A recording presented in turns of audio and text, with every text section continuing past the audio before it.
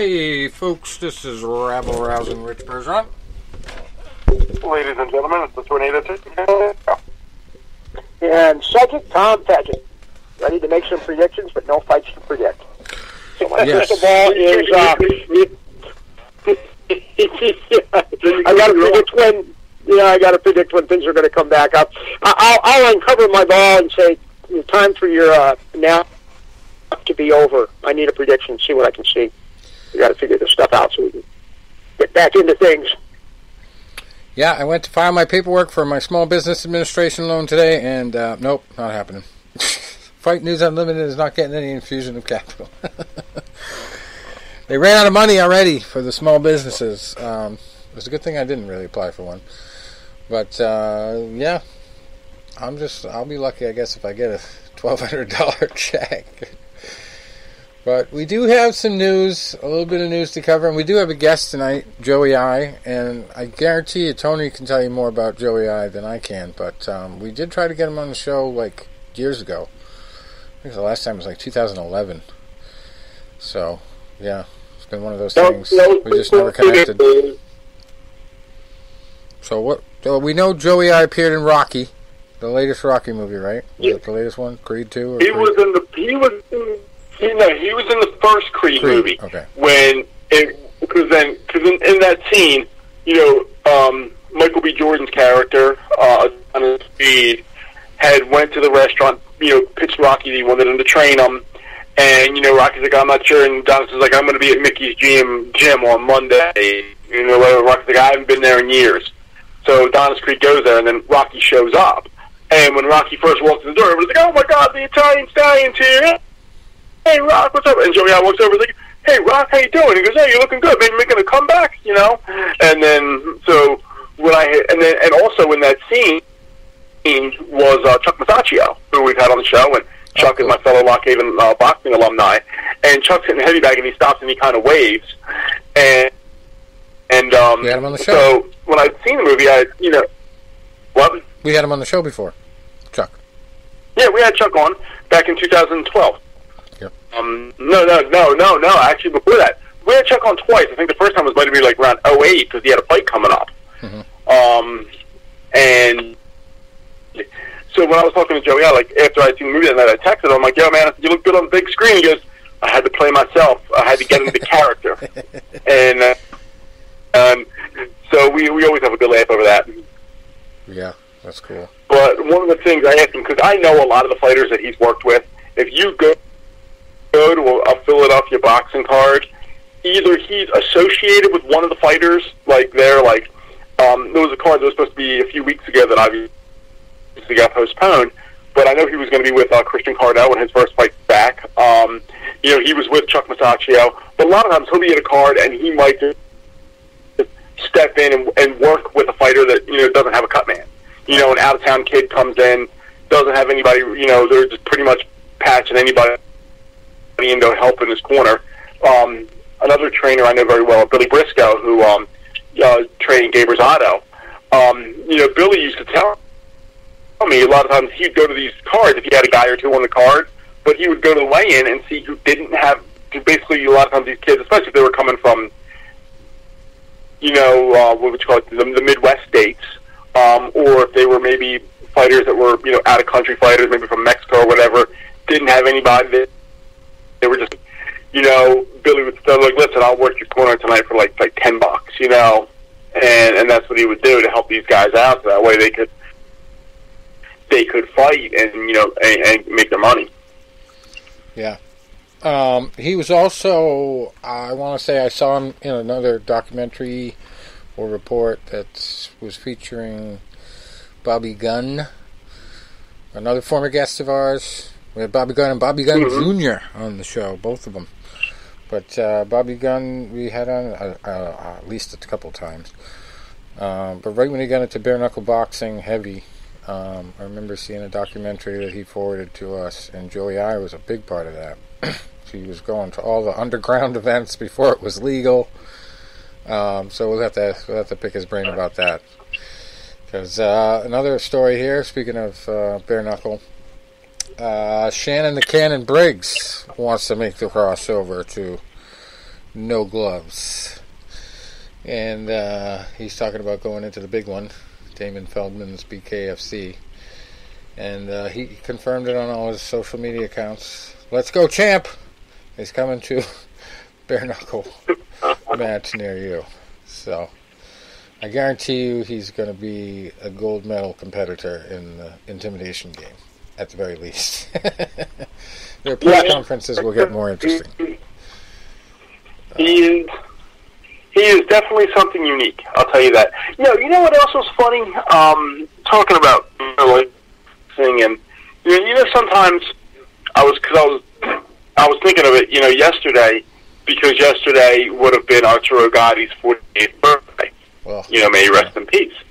And like sometimes you'll see a fighter, especially like when they're on their way up or they're on, and then years later you see them again and they're like a big deal. And sometimes you remember the fighter and sometimes you don't.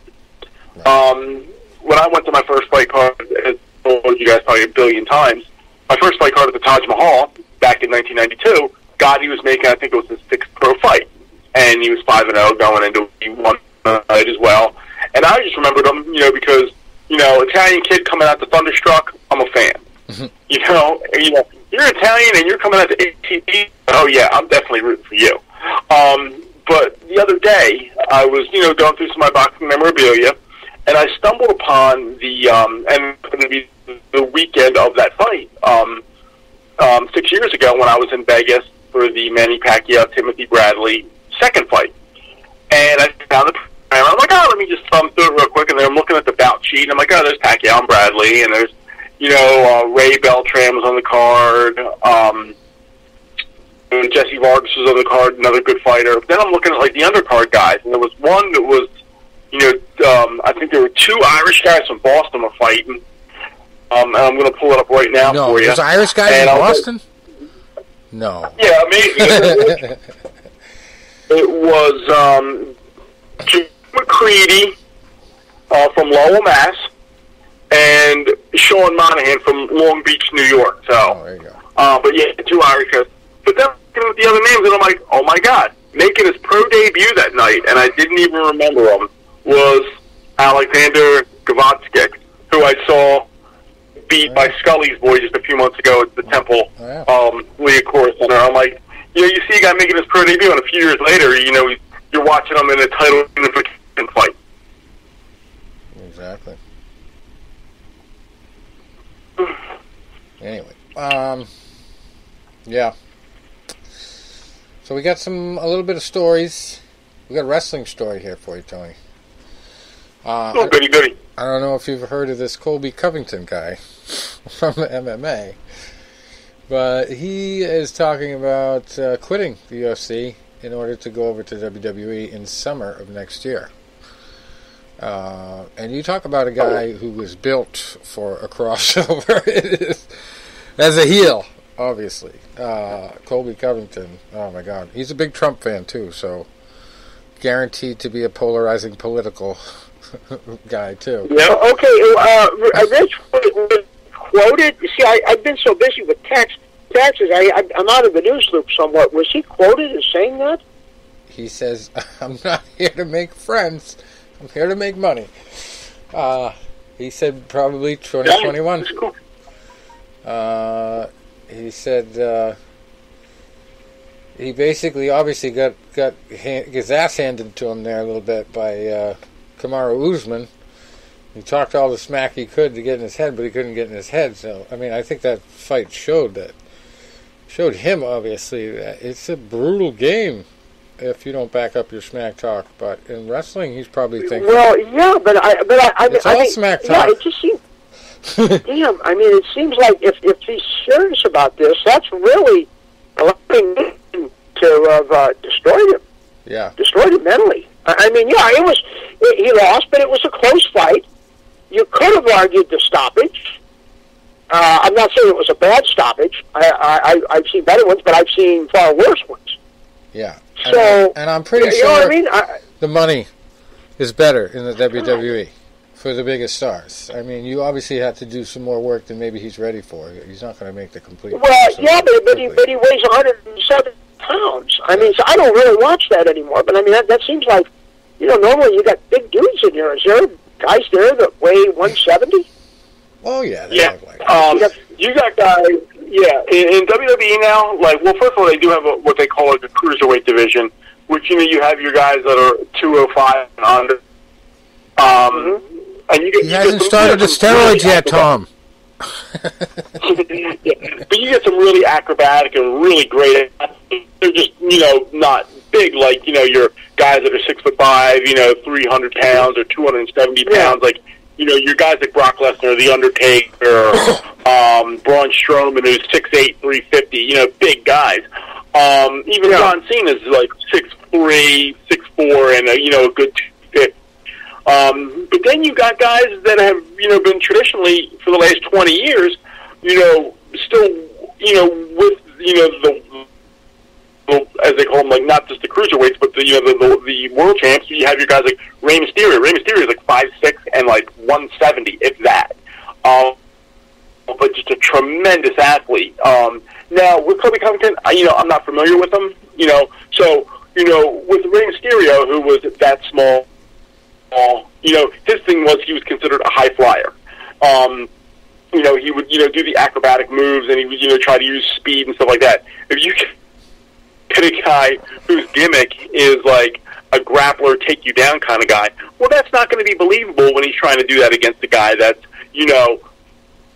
260 some pounds. But if he was like, if he uses the gimmick where he's like fast, athletic, great movement. Hey, I've seen crazier. Yeah.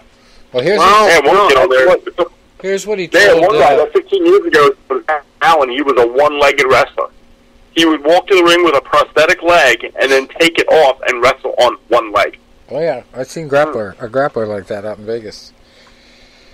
Yeah, we got to get him on the show one of these days. He's still doing it. Well, probably not now because of COVID, but just fought not too long ago. But Covington, his exact quotes to SB Nation on What the Heck, the What the Heck show. Never heard of it.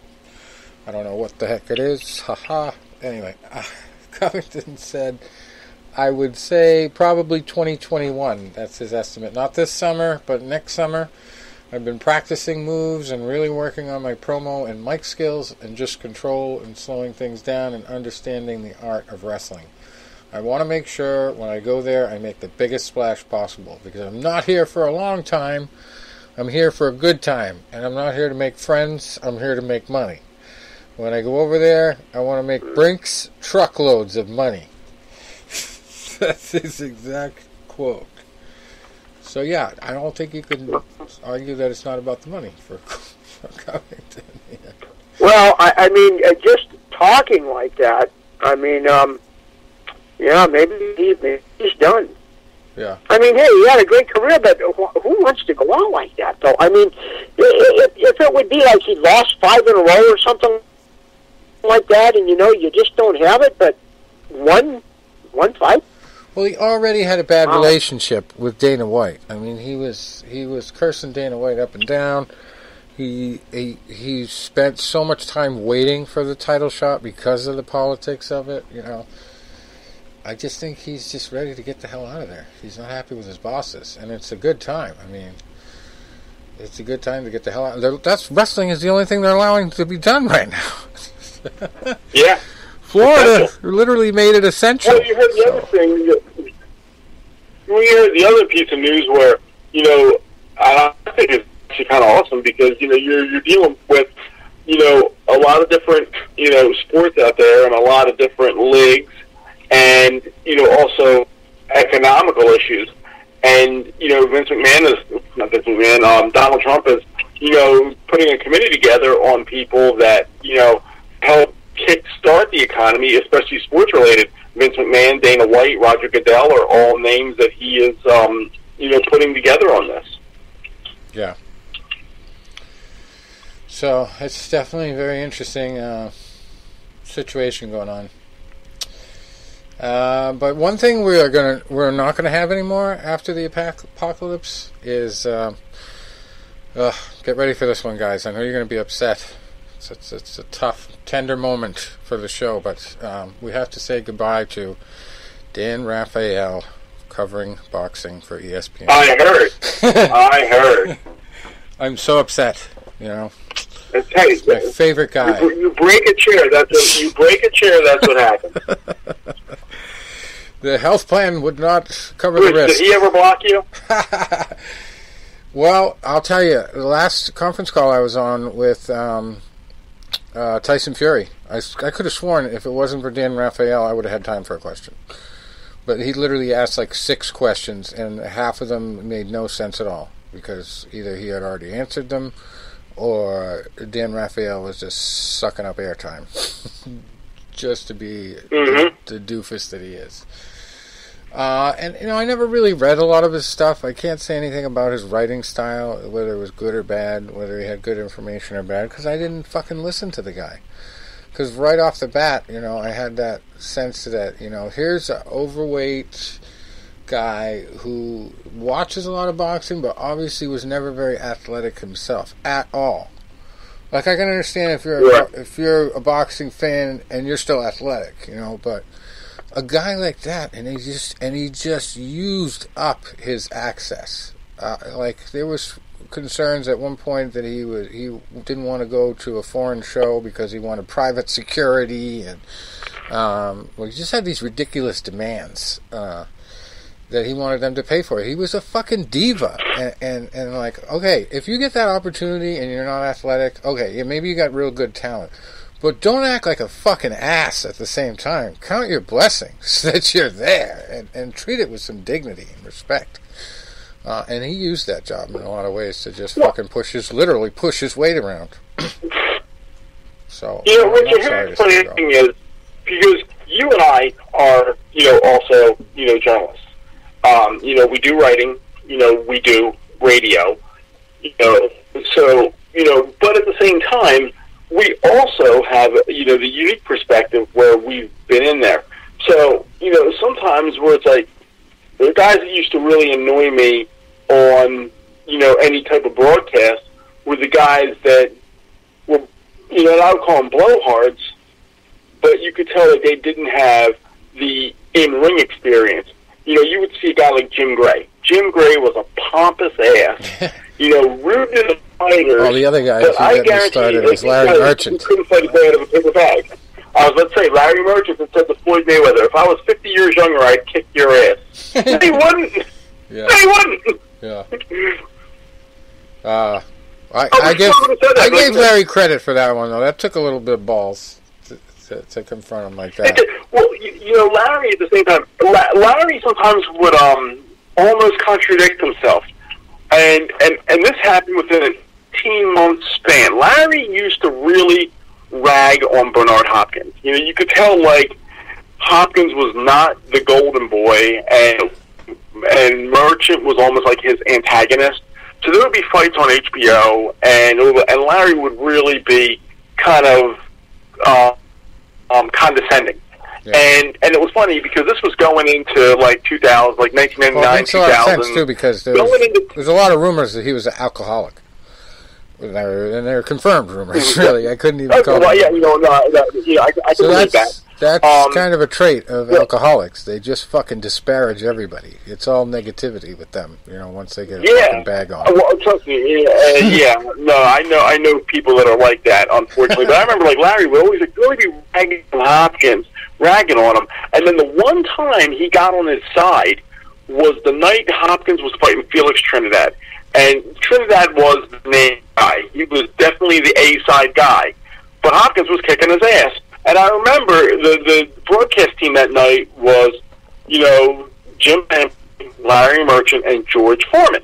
So what got really odd was Hopkins wins the first 2 rounds. Trinidad might have won 1 round around the 6th round. And Trinidad was really trying to get rough at that point. And Foreman kept saying, oh, yeah, Hopkins this, Hopkins that. And Hopkins, you know, them old legs, they're going to start failing on him. You know, you can't be doing this at that age. And Larry Merchant goes, George, you should be the last guy to be telling somebody that at the age of 36 that his legs are going to go on him, because you were doing it up until you were about 47. And George is like, and then finally Larry at one point goes, George, what do you have against Bernard Hopkins? Like, why are you ripping him so bad? And George's like, no, I love him. But not by the way you were commentating. And then a year plus later, Hopkins is fighting, and it was a mandatory defense. The guy was woefully outclassed, Murad Hakkar, at the Philadelphia Spectrum. I was there. Hakkar was an embarrassment. And Merchant gets to the ring and goes, aren't you embarrassed by this? And Hopkins goes, by what? By my mandatory contender? I didn't make the rankings. I got to fight him or they take my belt. And he's like, well, you got paid for doing a whole lot of nothing. And Brown's like, well, you get paid for a whole lot of nothing every night. Nice. Great interview. I'll have to find it and send it to you guys. That's hilarious. I would love to see that. Well, another story we got going on before we get to ragging on the big boy Dana White, probably after our interview with Joey I. We'll get to that subject. He has been like a piñata this week, and everybody's having a Mexican house party and beating him. Because, he's been through the ringer with this UFC decision and California having to step in and shut it down, and Disney. And so they won't have fights this weekend. Not UFC fights in California. But he's doubling down on May now, so we'll have to get to that later. But there's a couple more stories we got to cover quickly before we get Mr. Joey I on the phone. One of these we talked about a while back on the show. We didn't really cover much since then, but Conor McGregor has been in a little bit of a legal battle. Not anything criminal now. He's all past all that, hopefully. But legally, he's in trouble with a trademark case in Europe. And the European Union Intellectual Property Office rejected his application to register the name Conor McGregor as a trademark for the sale of clothing across the European Union. So that's going to be a tough one for him to sell any of his gear in Ireland or anywhere else that's part of the European Union. I'm pretty sure Ireland still is. Maybe I'm wrong. I know the UK isn't. So is that UK includes Ireland, right? Brexit was all of that, I think. I don't know. I'm not up on that side of the world. But this Dutch company came in. And they own the McGregor brand. And obviously, the big standard there is it confusingly similar. So even though Conor wants to sell all kinds of sports-type clothing, this place basically sells custom suits. And it's a few different McGregor names that they have, but they're all copyrighted, they're all trademarked, and Conor's going to have to eat shit on this one. And this is actually a second setback on this, and it just happens to be, bad luck, I guess, because of his name has already been taken. But he also wanted to have Notorious whiskey instead of proper number 12, and this is actually, because of this case, I would have never heard of that, but this is like a footnote to the case, because this is his second loss with the EU Trademark Office. He wanted it to be Notorious whiskey in 2018, but another brewer from Carlo already secured the trademark Notorious for one of its beers. I don't know if it was in any way connected to Conor, but yeah, they got the Notorious before he did. So that's how it became proper number 12. That wasn't taken. Another legal issue, this time criminal. Scott Fitzgerald, boxer, has been charged with assault. Once I get this piece to load up, I'll tell you more about it. Scott Fitzgerald. Come on. Talk Sport. This must be a UK website or something. Yeah, okay. I don't know. Eddie Hearn, yeah. He's UK. So it was right after a domestic incident. Scott Fitzgerald, 28, was arrested. Was due to appear on Thursday. This was an article from April 2nd, so he probably already appeared. But he's charged with 3 counts of common assault and 1 of witness intimidation. And this is a crazy story. The victims of the assaults are 2 women aged 21 and 42 and a man aged 23.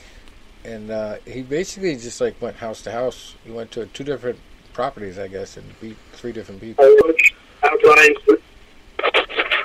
So, yeah, it was a real violent spree.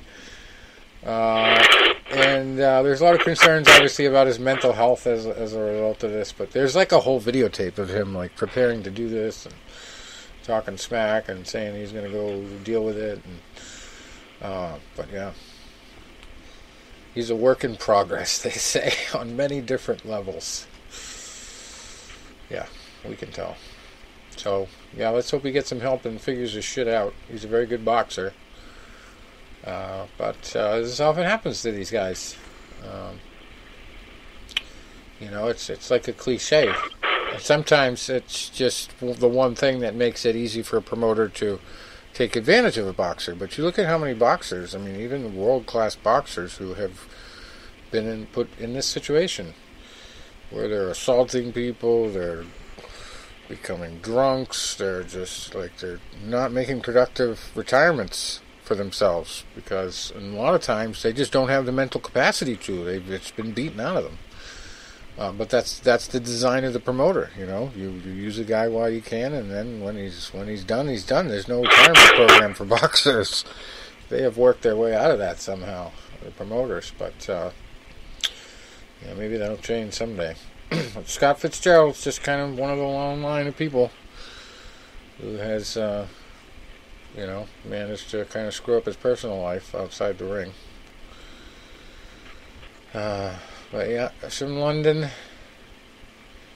and we'll keep an eye on it, see what happens. But he had some impressive wins over Anthony Fowler and Ted Cheeseman last year, but now he's under suspension of his license. Recently had a spell in rehab, battling drink, drugs, and gambling problems. So, lots more issues other than the bitch slapping these people. I don't know. Guy definitely needs help, and it's kind of fitting that they use the picture in the article that has his nickname Madman on the trunks.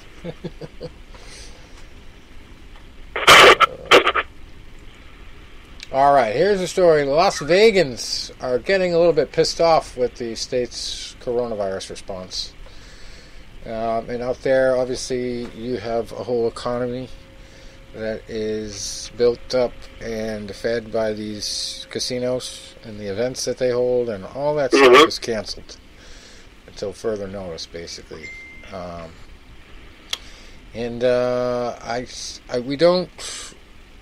don't know yet if our buddy Bill Smallwood is out there. I know he's out there in Vegas, but I don't know if he has corona. But basically his whole family's got it, and he said his mother is on the hydroxychloroquine stuff and the Z-Pack. Yeah. And is, from what I hear, doing okay. But I was just basically like, don't put her on a ventilator.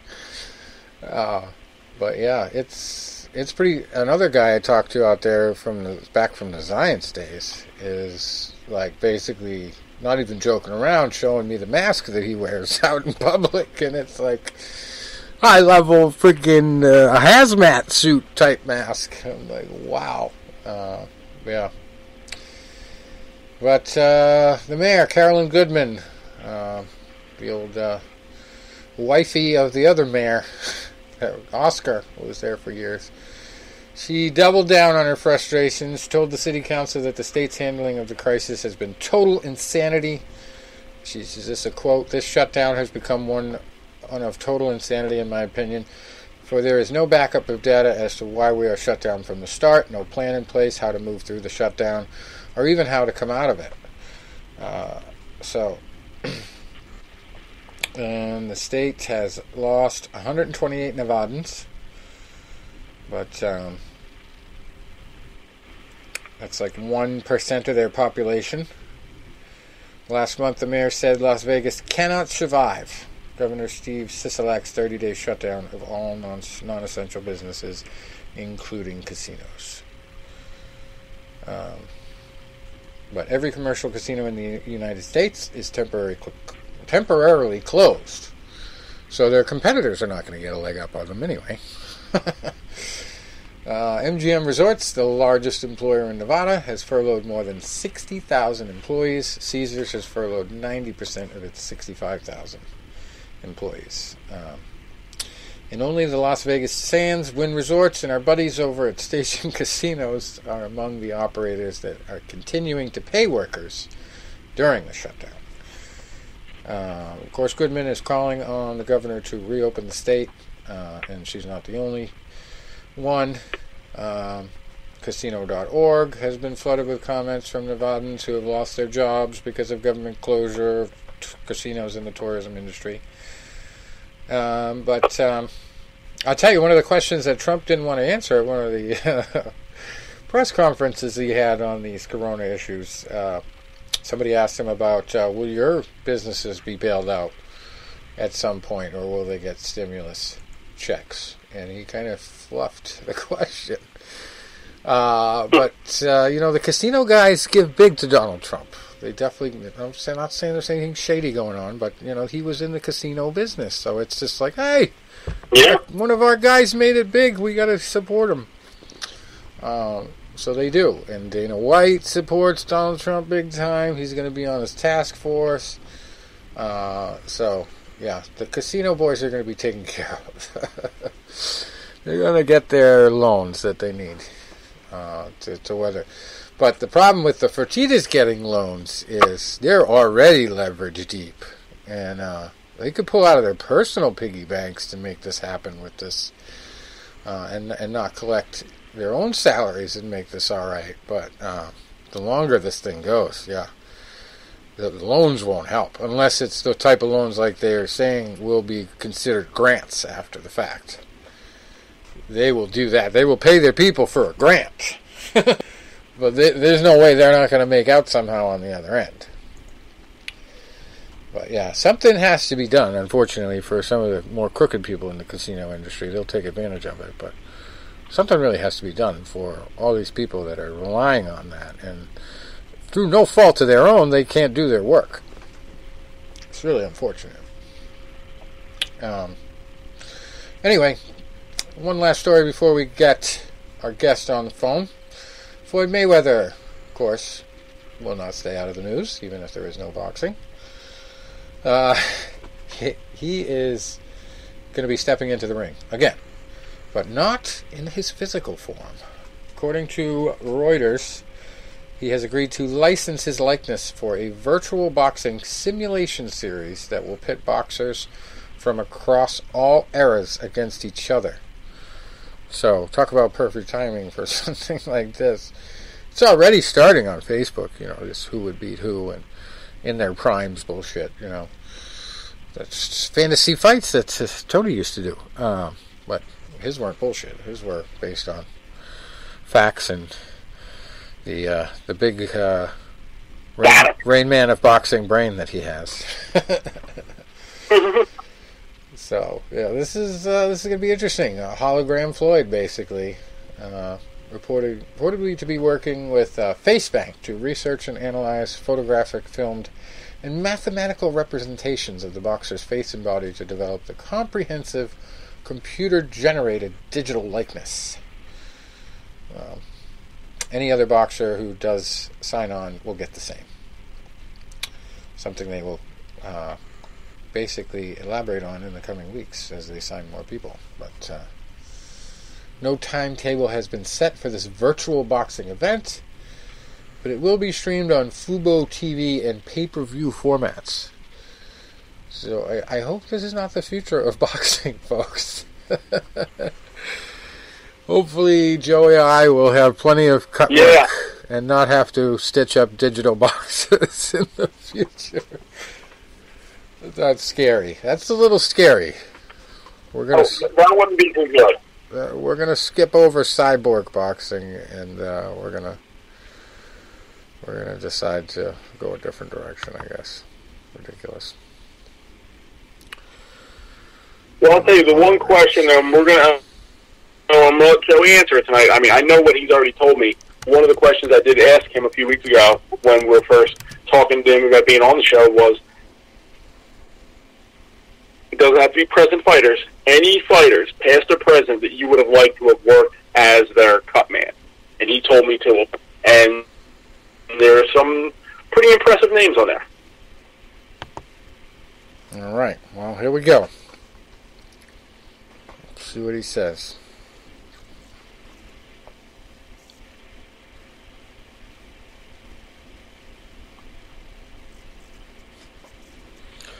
Need some calling music.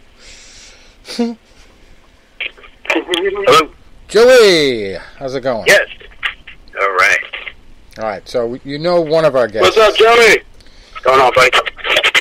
I think you know that guy. I don't know. We call him the Rain Man of boxing. What do you call him? Joey. Tony. Call me? Right? Yeah, what do you call Tony? We call him the Rain Man of boxing on the show because he's so smart. He just comes out of nowhere. Call him the Tornado. The Tornado, yeah. He's known by many names. We also have our resident psychic Tom Padgett, on the line. If you need your fortune read. Good evening, Joey. Good evening, Joey. My crystal ball has been silent for the past month. We got to get some fights. I can make some predictions. Yeah, we need boxing. Trust me. I'm going Sure to crazy. Yeah. So, Joey, I'd like you to just kind of give an introduction about what you do. We kind of know about you, but, just for our audience, what you do and what you love about boxing and how you got where you are today, basically. All right. Well, I got started out as a young kid in boxing, but it's a two-way street on that one. I've been an actor for over the years in a lot of movies, a lot of boxing movies, many 4 of the Rocky movies, and that's how I actually got into boxing, because I got to run with Sylvester Stallone in Rocky 2. I'm the first little kid, makes it to the top of the stairs, and I just was in awe of it, and I kept getting there first, and at one point he reached down, picked me up, put me on his shoulders. He asked me, "Hey, how you doing?" And I was like, "Oh my!"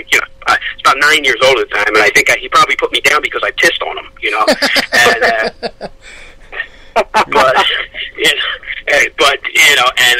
and I had been a kid who had been bullied a lot. I'm still small, but I was very small back then, and I had a friend who used to bug me to go to the gym all the time with him, because the big kids would make him beat me up because he knew how to box, and I didn't want to go to the gym. I said, why? I would just get beat up there too. But the minute I sat on Stallone's shoulders, all that running we did that day did not matter. I made my father take me down to the gym in Philly the next day, and it didn't stop from there. I was an amateur fighter, professional fighter, had an injury in my knee. I had to stop fighting. So, what do you do when you don't want to leave? I became a Cutman. And over the years, I've worked at least the last 25 years as a Cutman. I've owned 7 different gyms. I've been a promoter. Was the first promoter to ever promote boxing or a cage fight in a casino in the state of Pennsylvania. And just been doing it forever. I'm in 3 different Hall of Fames. I won Cutman of the Year 15 years in a row, so I guess I'm doing something right. I don't know.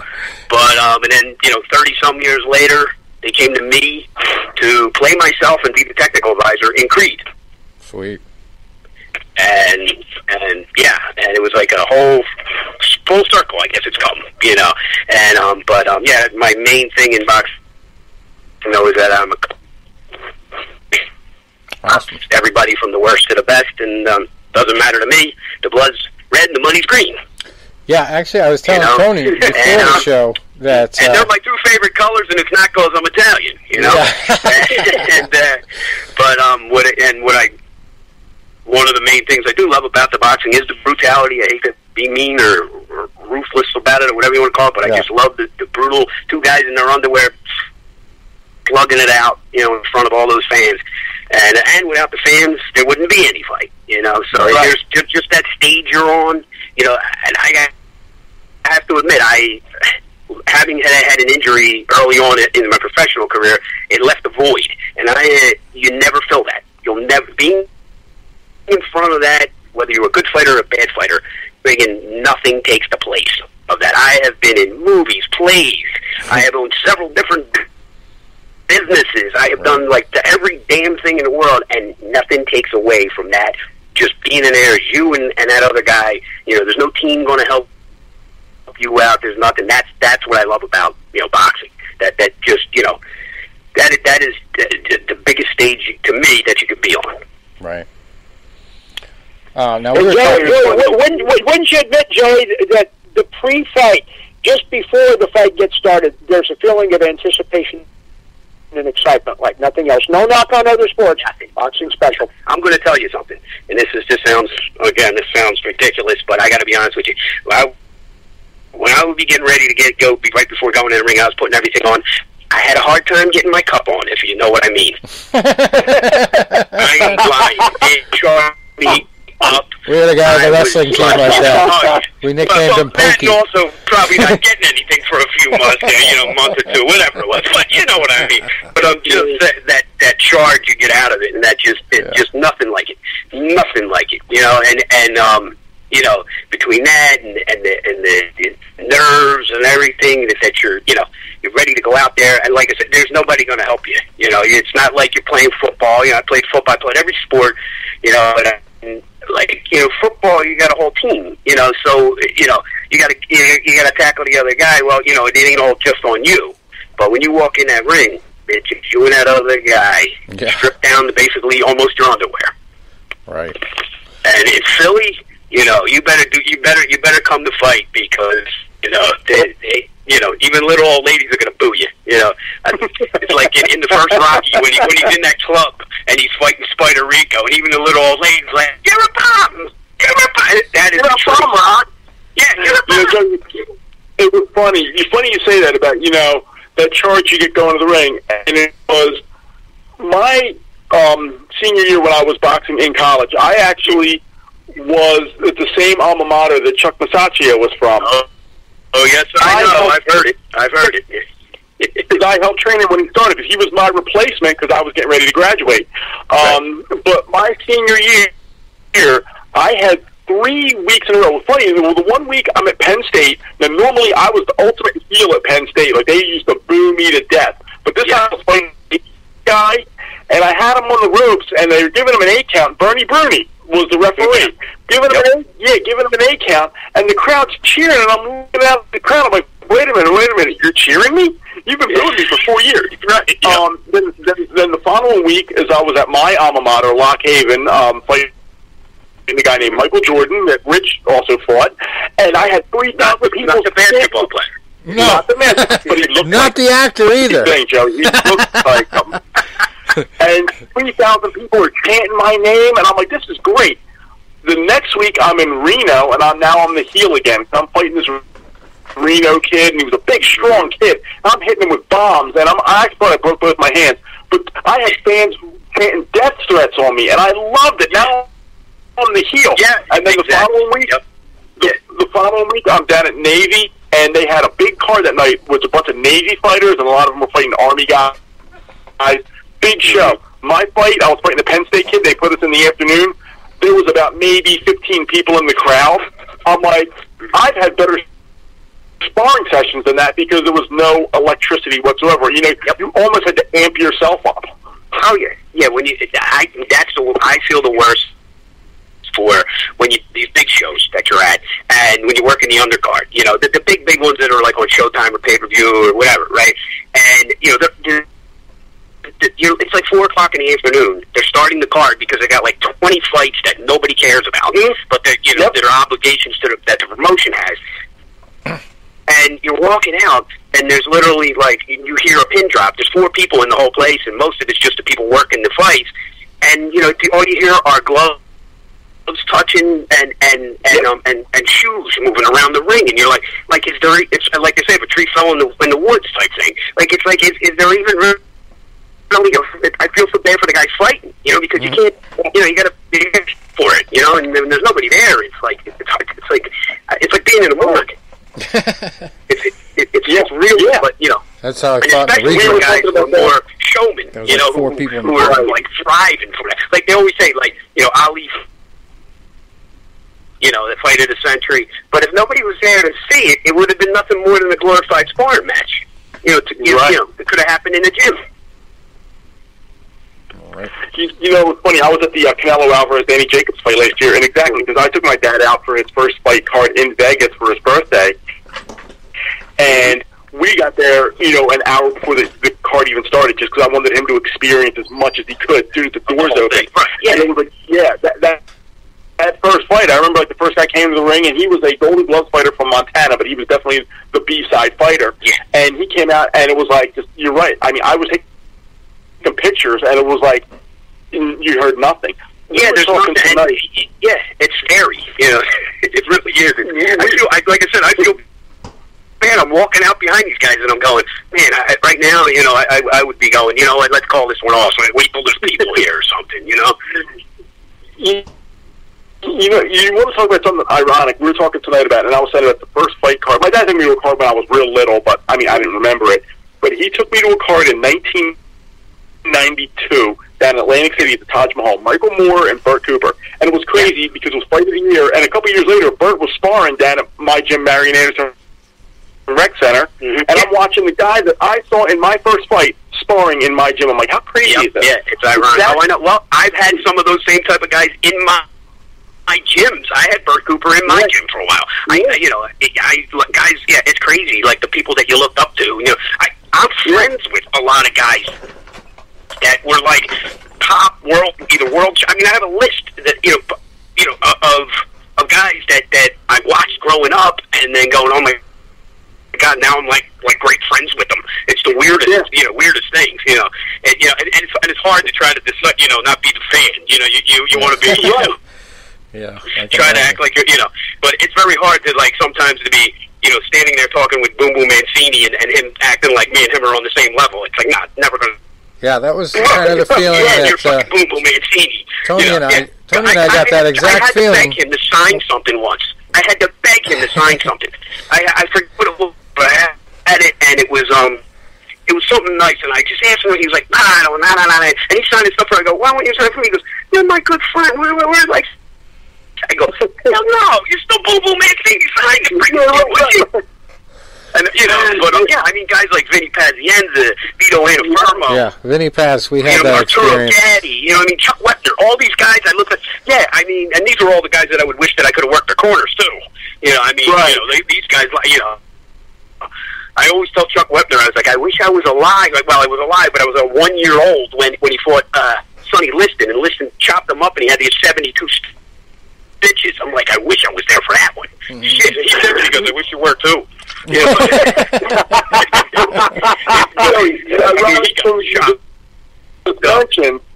You just mentioned Arturo Gatti, and I know it was his birthday yesterday. He would have been 48 years old. Him and my son, have the same birthday, Oh, wow. Well, happy birthday to your son.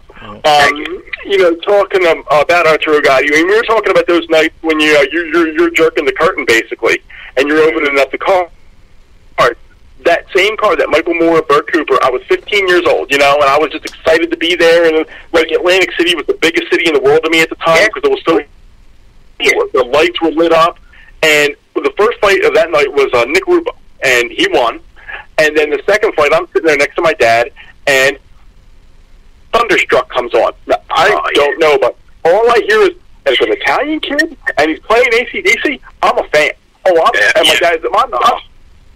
dancing in the seat. My dad's like, "Oh, you're into this one," and then it's crazy because there was some fanfare because he was a local guy, but then you can imagine a couple years later, it's like that place is sold out. And you know what? With that song, Thunderstruck too. Actually, I always said it's kind of like how they retire baseball, football players' numbers and stuff like that. They should have retired that song when he died. Nobody should come out to Thunderstruck ever again. I had fighters that I know like. Anthony Caputo Smith, he'd want to kind of like, hey, don't. He's like, yeah, and he'd come out dressed in the same white and blue, and I'm like, don't do that. And I'm like, it's like sacrilegious, man. And he's like, no, I'm like, come out to Sinatra like you usually do that. And he's like, well, you don't get it. I'm like, trust me. I'm like, there ain't gonna nobody like him, never was, never will. He's gone. That you can't retire anything other than the song. You can't. He doesn't have a number to retire. But I mean that song when that would play, oh my God, I've worked.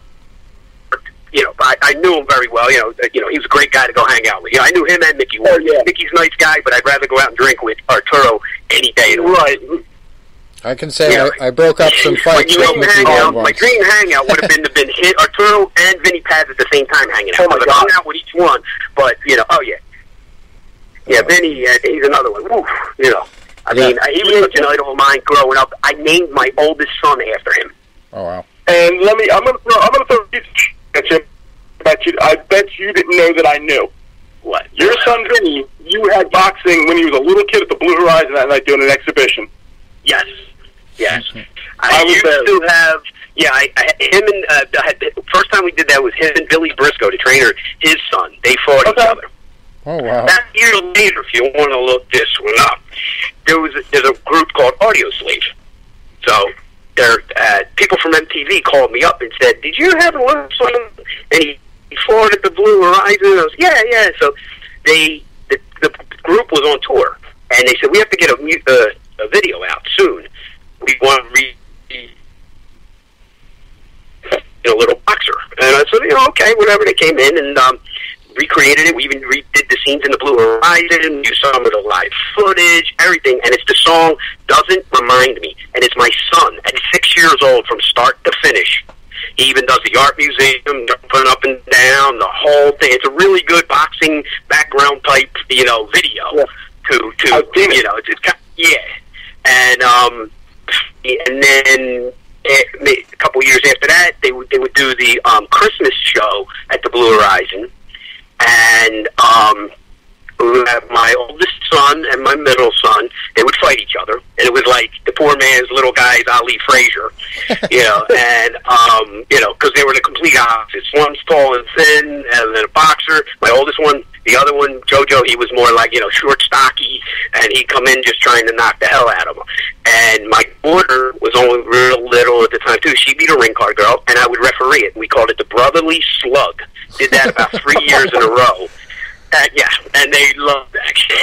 They go about 3-4 rounds, and the play they loved. We did it on intermissions of during the pro show, and but it was because I guess you'd say we're it's in the blood here. So we're kind Tommy of a boxing Morrison family. fought his brother under the radar. We just talked to his wife like a few weeks ago, and told us that Tommy's career included a fight with his own brother that he had to hide his name because he was too young to be even involved. I did hear something. Yeah, that's great. Some of these guys. I had a fighter one time. Rocky fought his brother Nebraska. too. Marciano fought his brother once. I had a guy fought his father one time.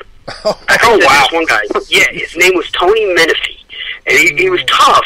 They call him Tough Tony Menifee. He was from Nebraska, and he had like 100 fights. He was like 76 and 20 or something, whenever it was. And he fought Duran at one point. And this is like 20 years ago. And I said, Tony, no offense, but you ain't that. How the fuck did you get so many wins? He goes, well, my first fight I fought my best friend. My third fight I fought my father. I was like, what? He's like, yeah. Then I fought my best friend again. I was like, Nebraska. Oh. And I was like, no, it's like, how do you feel today? I feel good. Oh, you passed the physical. What do you weigh? Oh, what, 168? Okay, you made weight. It was like, he said, yeah, he said, we'd weigh guys into somebody's garage. I was like, oh, that sounds about right. Yeah. And, but he would come to town and just take a beating, and he'd stick his tongue out at the guys. I had to fight Julian Letterlow one time. Letterlow just destroyed him all over in Atlantic City one night, and and it was just like, I just felt bad for the guy, but he was just a tough, rugged guy. But to tell me that his third fight he fought his father, I'm like, oh jeez. And what happened there? He goes, I knocked him out. I'm like, oh no, God, that was a bad Thanksgiving. Like, wow. So it's kind of like Tommy Morrison said in Rocky V. He's like, the first guy I ever knocked out was my pop. But yeah. That was probably a true story. Another Midwest guy used to fight on USA all the time was Bucksman. And they're like, he'd fight like 3 times a day. He'd fight like down in Louisiana, then he'd shoot up to like Mississippi. And the opponents of the world, that's what a lot of people don't get either. It's just, how boxing can be. You need those guys, and I always say, we don't have as many of those opponents, just guys willing to fight, and they know they're probably not going to win guys anymore, because you know where they are? They're doing MMA. They're doing very well. You know, because that's what MMA guys would be in boxing. I take nothing against anybody in MMA, but it's a whole different animal. Well, they don't. But this they all don't they strike with their hands do is well use enough. those two hands. They don't do too well. No, they don't have very good boxing skills because they've got so much karate mixed in. They forget about defense. They totally abandon defense. It's so hard because like it's a mixed martial art. So you can't try. Like I used to work with Eddie Alvarez way back when he first started. They brought him to me, and he worked with me in my gym and stuff, and I was showing him this and that. But it was very hard to just show him how to box because they can't be in a boxing stance. Because it'd be the first thing you do is get your legs swept. You got to be ready for the kicks. You got to be ready to kick. You got to be ready. Yeah, so it's very hard to really get someone like that to box well. You'd almost have to start them as a boxer, and then they transition. Well, that's what I always told every guy that I work with. Whenever I'm working a corner for them and we're wrapping their hands, I'm like, if you would start on box, because they're all like, all of it. They'll go, you were a fighter? I'm like, well, yeah, I wasn't born as ugly. I didn't get to face that kid. So I'm like, and I'm like, what do you think I do? Do I look like a doctor? Like, so, and I would tell them all the time. I'm like, I say, if you would learn how to box first, you would be on top of the world. Any one of you guys learn to box first instead of taking boxing after, you'd be champion, no problem whatsoever. Well, it's kind of like the Mr. Miyagi technique. You have to learn each different discipline, and then you tie them together. It's very hard. But what they do is, when they try to box sometimes, is because they look kind of good in their box, throwing a few punches, and and they look like, their stand-up game, as they call it, it was better than the other guys. Well, that might just be, but you're not going to stand there against a halfway decent. You can stand there, and any 10-0 MMA guy is going to get his head kicked in by a 2-10 friggin' Philly club fighter. Yeah. Well, the other thing too is like the punch in MMA is the one but one strike that is not illegal anywhere. You can punch somebody on the ground all you want, but you can't knee him. Exactly. It's a whole different animal. It's a whole different. I give them credit because it's a legalized street fight. You know what I mean? You're in there, and the only thing different than a street fight, you got to rest. You know what I mean? But and I see a lot of craziness in those. And because I work those all the time, and again, the blood's red, the money's green, and people need to get their hands wrapped, and they're going to bleed. So I'm there. We talked about before the show that I'm sure I saw you in a documentary about Bobby Gunn back when he was really getting mean into street fighting. And oh, sure. Oh, you mean that the thing we did on Showtime, right? Yeah. I think it was that. Yeah, that got me in a lot of trouble. I got me banned in 6 states. 6 states for 6 months. Oh, I had to get my lawyer all over that. That sucks. And luckily my lawyer was Bruce Selden, who was champ of the world at one point back in the 90s. I remember him. His manager. So he knew the boxing and he knew it, so he's a good friend of my lawyer. His name's Rocco. And he but it took 6 months to get me to help back to being able to go out and just to work cuts. That's and now it's legal. And I knew there was a little bit of a chance of all that. I was willing to take it because I was trying to help further that if maybe the bare knuckle thing could take off, because that's really the only sport that will bring MMA and boxing together. Yeah, the fans don't want to. I made that mistake once. I put a show on at Harris Casino in Chester, and out on the racetrack, outside on a Saturday afternoon. One ticket for $45 bought both shows. I had a cage and I had a boxing ring. And we had, first it was boxing, and all people for boxing came in, and they watched it. And as soon as that was over, there was a person that stayed to watch the MMA coming up an hour later. Everybody filed in for the MMA, boom. And that was it. And you could not, even with a cheap ticket, it was a cheaper ticket than just for either one of those shows, and we combined it. Didn't matter. Yeah. You're not going to get 2 people to stay to watch either. Right. And it's just the way it is, But when it comes to the bare knuckle stuff, which I was always attracted to because that was very, very brutal and very just down to the nitty gritty, and a lot of blood, which as you've noticed. business. That's like my theme here.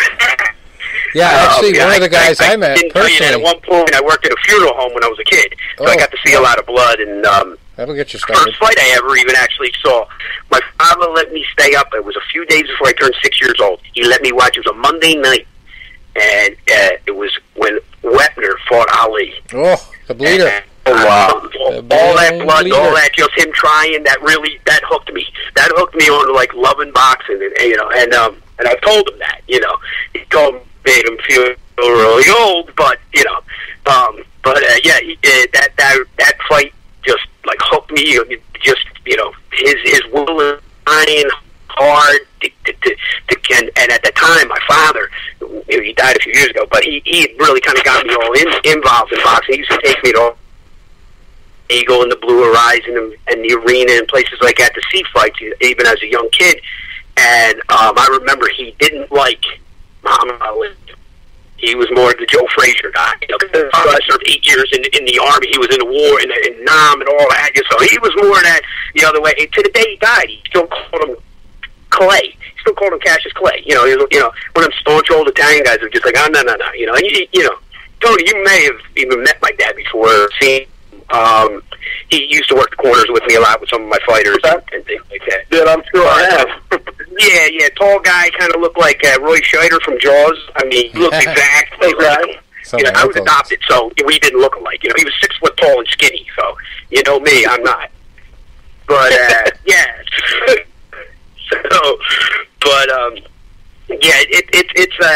it's a crazy business, I guess you would say, because it damn sure ain't a game. You don't play boxing, Yeah. Right. Joey, it was funny when we were talking about like training and all that a little bit ago. About 15 years ago, and I was still doing a little bit down at Marion Anderson, but not much anymore. I wasn't really fighting anymore. I was just trying to work, and sometimes I would come in, and I would spar with some of the guys. But the local, it was like a jiu-jitsu club, but they were training guys for MMA. But they wanted a real boxing trainer. They wanted somebody that knew boxing. And I'm like, so they reached out to me. I was teaching like some kids at a fitness center close to where I live in the suburbs, just for fun, really. So they reach out to me, and I go there, and I'm looking at their facilities and all that, and I'm talking to them. And the guy was nice as could be. I enjoyed talking to him and everything. A good head on his shoulders. He was a jiu-jitsu guy. And we were talking. Then his wife stepped in. And she was like the business manager, but she liked to have an opinion but not know what she was talking about. So the first thing she said to me, she's like, well, yeah, we want you to be a lawyer, but don't... What? Was she a lawyer? And she may have been. I don't know. I haven't talked to her in 15 years.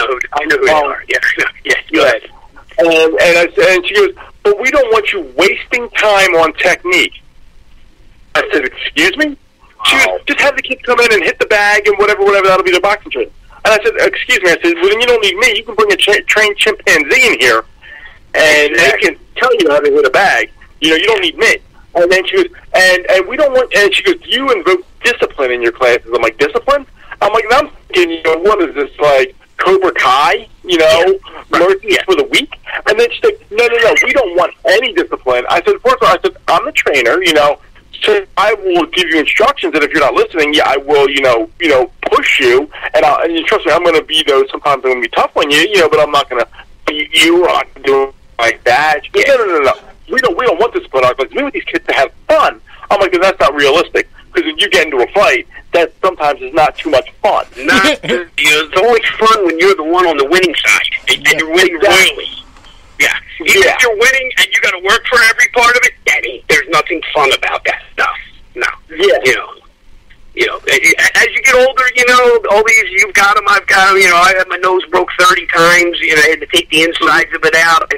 I had my cheek broken by Tex Cobb one time. I mean, all that shit. That ain't fun at the time. Now you can say, hey, look, I can switch my nose all the way down. There's nothing there, and it's a badge of honor. And, on a rainy day, it really hurt. My cheek hurts. You know what I mean? Or this cut, look at a scar over here. That's all great years later, but what's happening, ain't none of that fun. You're lying. Yeah. I still tell one that was like in 97. I had made I wasn't paying attention when I did. I was swimming in my mouth. And our coach, Dr. Cox, used to get these ones that have like wax in them. And, so Doc gave me this mouthpiece, and when I formed the wax, it formed a rouge, and I didn't see it. So I got cut in a fight pretty bad. And so I got cut, and I'm like, but, okay, fight ends. And then the next week, I'm fighting a guy, and he was 2 weight classes heavier than me. And I moved up to fight him, and he caught me with a punch, and I got split bad. And about 30 seconds to go in the third round, I was behind on the car. Doctor, we're at VMI, and the doctor looked at me and he goes, "This fight's over." And I'm like, "Fuck you!" Blah blah blah. I'm yelling at him and stuff, and I'm behind. But I'm telling you, I'm like, I got a left hook. I got a puncher's chance. Not realizing I hit this guy with a punch that could have knocked the building over, and he smiled at me like I kissed him on the cheek. But pride, right? And then they're like, "You need to go get stitches." I'm like, "Oh hell no! I got to fight at Lock Haven next week. This is my annual show. I get one a year." I said, "I can't miss this." He goes, "I recommend you don't." I said, "I recommend you go to hell." And there's me doing my put salt in it, trying to get it to close. And next week I get split open again first fight. And the 2 doctors that are, and they're still our team physicians. They're local, physicians up there, and I know them both very well. And they both even said to me, like, "If it was you, we were not worried." There you go. Yep. See, that's the thing that I had a lot of people with that. Like, I've had doctors. I'm very friendly with all the doctors, obviously, especially local ones. They know me. Some of them don't even get up in the ring to see how bad it is. Because Joe, I know you got it. I'm like, okay, Because early on, years ago, I'd have same doctors. I'd have to be going, "You fucking stop this! I'll fucking kill you!" And they'd be like, I get down, and then I'd go, "All right, I apologize for that, but don't mess with me here." You know what I mean? Like, let me do my job. But there's plenty of times that one doctor said to me, "Joe, you always tell me you guys are okay." I go, "Yeah." And he goes, "The guy's spleen could be popping out of his mouth, and if I know that guy can finish the fight, his spleen sticking out of his mouth." Yeah. Then I'd say spleen's popping out. Stop the fight. You know what I mean? I'm like, I would never want to see a guy have to get stopped when he's still able and willing. I mean, because like you said, exactly what you were talking about. I had the same similar thing that happened to me, but I was younger. I was only about 12 years old. I had braces.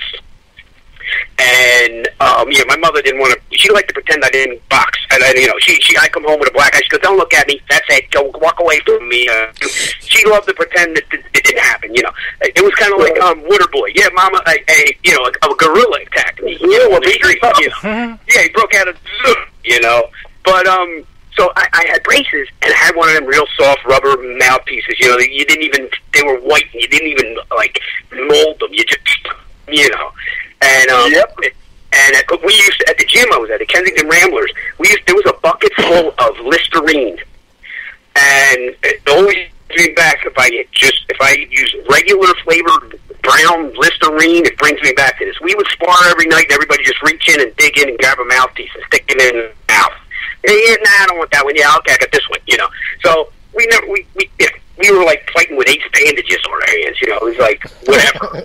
But I'm in the fight, and I think it was at the time it was called the Cambria, but it's Front Street Gym, and was fighting and tied me, and my braces went through the mouthpiece through my face. I have a scar on the side of my cheek, like right above my like on where if I had a mustache, and right on the edge above my upper lip, and came right out. And I go back, it's bleeding, and my trainer, who was Anthony Boyle's father. You remember Anthony? Okay. Of course. His father Bob. Yeah, he just reached over, pulled my lip out like that, and just grabbed a different mouthpiece from out of his pocket. Did like whiskey and cigarettes, shoved it in my mouth, and I just went back out there and finished the damn fight with. And they're going to say, "All right, yeah, he's all right." I got a giant hole in the side of my face, and but let me finish the damn fight, and then I wound up 12 years old. It took me. I got stitches, and that's about the only scar I have on my face. But it's a good reminder, But I was going, come on, let's go, because you know how it is. When that adrenaline's pumping, ain't nothing like that hurting. Those kind of things aren't hurt. Like, I would get in a fight, and I wouldn't feel like I was in a fight until my nose got busted. That crack, I was like, all right, now let's go. I go a whole round and wouldn't even throw a punch. Come back to the corner, and my father would go, "What the hell are you doing? You didn't even throw it." "Don't worry about it. I'm working on it. I'm getting amped up here. Let me get riled up a little bit." And, Not saying that's the right way. That's what, everybody's different. Everybody, like my oldest son, when he boxed, I always told him, you got to want this 110% because people are going to think I'm telling you to do this. I ain't telling you to do nothing. Mm-hmm. You fight. So from 4 years old till he was about 12, he fought. And eventually he went to my wife and said, yeah, Ma, I don't want to fight anyway. She said, well, you better go tell your father. He's just going to tell me to get my stuff and let's go to the gym. And he came to me, and I said, oh, no. I told you this before. And I said, but if you just want to quit because you don't feel like doing something, that ain't the answer. I want to know the real answer. And, give me the right answer. And he said, I don't like getting hit in the face anymore. I said, there you go.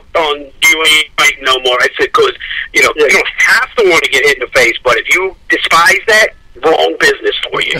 Some of us, like me, I used to like to get hit. People tell me I got mad if the guy missed me. But that's probably why I'll be in a wheelchair looking up at the lights and somebody we had a guest on. Bad for you someday, We had an MMA guest on named Henry Corrales. You might have seen him in action in Bellator. Mm-hmm.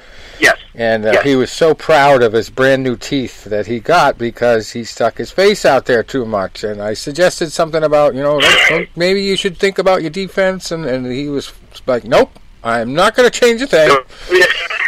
That's just how I fight, and I love it. Yeah, right. Yep.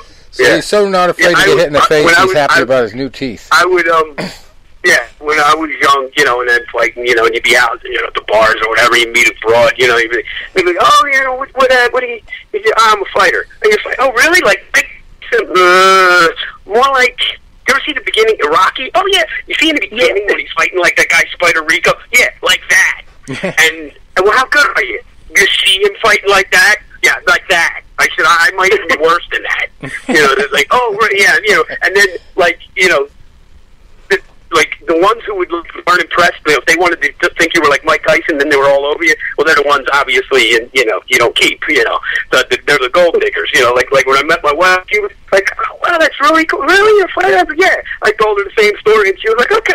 I was like, oh, good. I was like, one of my first dates, I took her to my fight. I blew my knee out. It was good luck or bad, but, she wound up driving me to the hospital. Oh, lovely. Well, 26 years later, we're still together. So, awesome. It's so right that night. Let's get into your Cutman career, and tell me about, probably going to have multiple examples of this, but tell me about some times when you saved a fighter who was going to lose the fight if you didn't step in and fix the cut. Okay. Well, there is multiple ones. Let's see. Way back, I had to have been 15 years ago. Heavyweight fight. Remember Tony? Probably you remember Big John Poor. Oh God, yeah. I got actually a plate poster with him on it downstairs. Yeah, he's another one. He cuts like there were M&Ms. They're like, John, you think maybe just, put your hand up a little bit like this, man, it didn't matter. And if you knocked him down, oh, God, that was bad because he was going to get up and knock you out. Well, he was just a big, strong squid fisherman is what he was. And one night, he's got a giant gash over his eye, right? And the other corner, if you remember the fighter Bronco McCart, there's a welterweight fighter. His father had the guy. And I remember the guy's name was, he had the black and red shorts and all and everything, because he called himself Mean Machine, from Longest Yard. Yeah. And so he's, it's just two big hamburgers going at it. These two guys just swatting at each other. And from right away, early on, Poor's eye is really bad. So I'm over there, I'm stopping it. And the other side, even the refs, I don't know, and the other corner admitted to me. They kept going every round. They go, oh, it's over. They ain't going to stop this. That guy can't even see. Come right back out every round, and he'd be like fresh as a daisy. At one point, Russell Phelps was his promoter. And he is right there below, standing by the ring, ready to, Joey. I'm like, what? And he's like, save him. I shut the fuck up, Russell. And he was like, oh, God, sit down. I'm like, bring him out every friggin' round, and he did. I mean, the doctor was even going, Joe, you sure? I'm like, trust me, this dude's got to go out on his shield, and this thing, John, you're okay? He's like, yeah, what's wrong? I was like, yeah, you got to cut like when I get worse than not even as bad as me when I shave. He's like, yeah, I'm okay. Okay. Boom. And he did, and he won the fight, and and the big joke was he tells the newspaper guys, Bernard Fernandez, that, oh yeah, Joe, they said Joe did a really good job for you. He goes, yeah, I think I'll give him an extra $5. And he never even did. I always tell him all the time. I'm like, what the. Then there was another guy. We at the old where the Valley Forge Casino is now. When he used to have fights up there, and Joey DeMalavis. He was there. Joey DeMalavis. Yes, right. Well, he actually, he was fighting Jamal Davis. When Jamal Davis was like a killer. Yeah, he had no business fighting Jamal Davis. And he's in there, and literally his eye almost came out of his eye socket. And I'm pushing it back in. And finally, he was just getting beat up and, kept him in the fight. And it wound up to the distance, and he loses. But, I took care of him.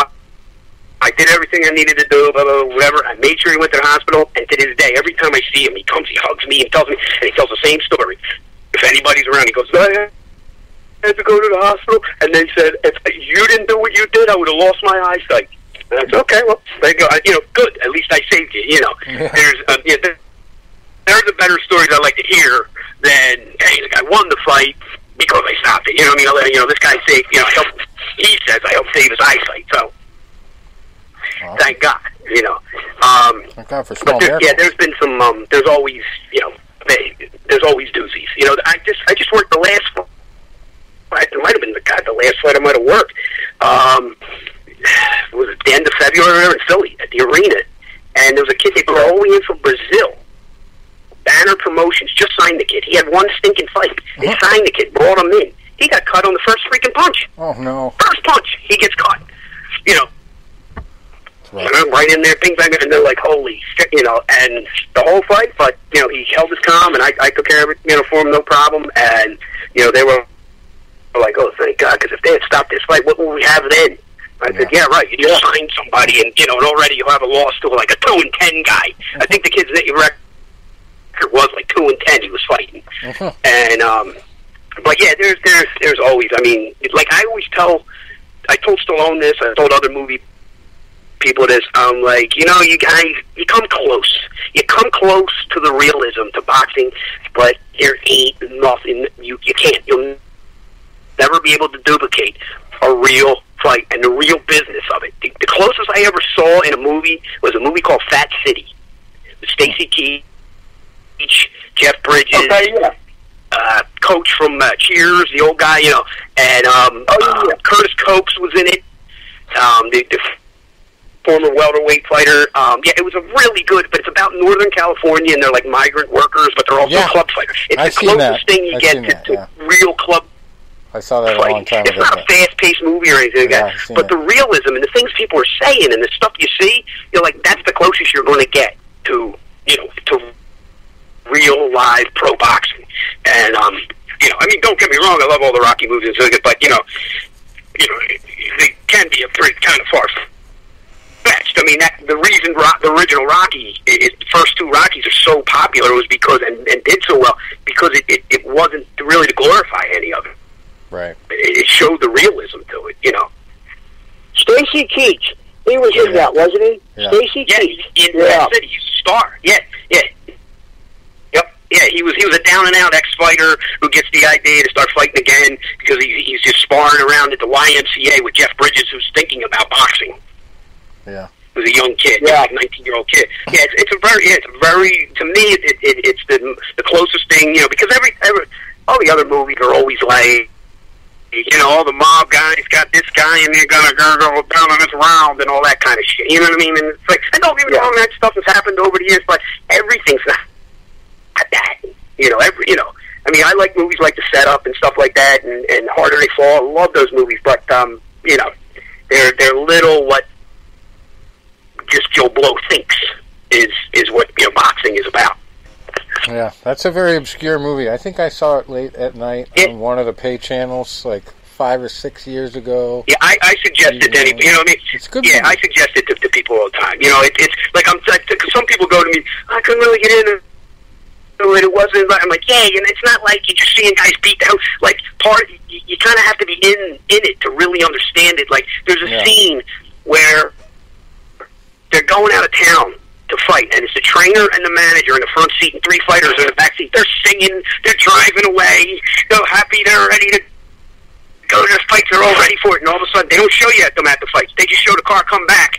Everybody's got a long face, and each fighter's all busted up, freaking, and it's like, I have done that a million times. Yeah, exactly. I have flown places. That's the worst, having to fly with somebody. I'm going to Vegas and California and places. Overseas. I had to go to New Zealand. I had to come all the way back with the guy who lost sitting next to him for 22 hours on a plane, and then another 5 hours on a plane from California back. And it's like, that just really kills him. Sometimes the guys can't even get on the plane, right, because of their injuries. Right. MMA fights. I mean, it just is that from like in that movie just to me was just so. Yeah, they've been there, or driving a guy home from Atlantic City who gets knocked out cold. They could have counted to 30. He was out driving all the way home, and the whole time in the car, he's sitting in the backseat going, "I never was out." Oh, yes, you were. It'll come to you. Trust me. And by the time we get getting off the bridge to get back into Philly, you go, "Oh no." Now I remember. Yeah, I told you. Yeah. So, it would come back to you, but it was. I'm surprised it came back now. Right. And it's just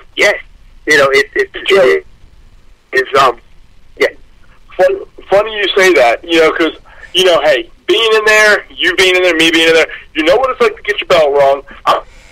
I know there have been, and I'm sure you'll agree with this, you've had fights, clips of it that you don't remember. I had one time that I won, and I'm like, I don't remember rounds 2 and 3. Like, I totally shot in round 2, and I went down on the knee, and they gave it a count. It was kind of a slip, but I definitely was caught. But in the 3rd round, I took a good one, and I went down, and I got up, and my dad goes, "Do you remember what you did when you got up?" And I said, "No." And I'm like, I know I'm about to do something idiotic.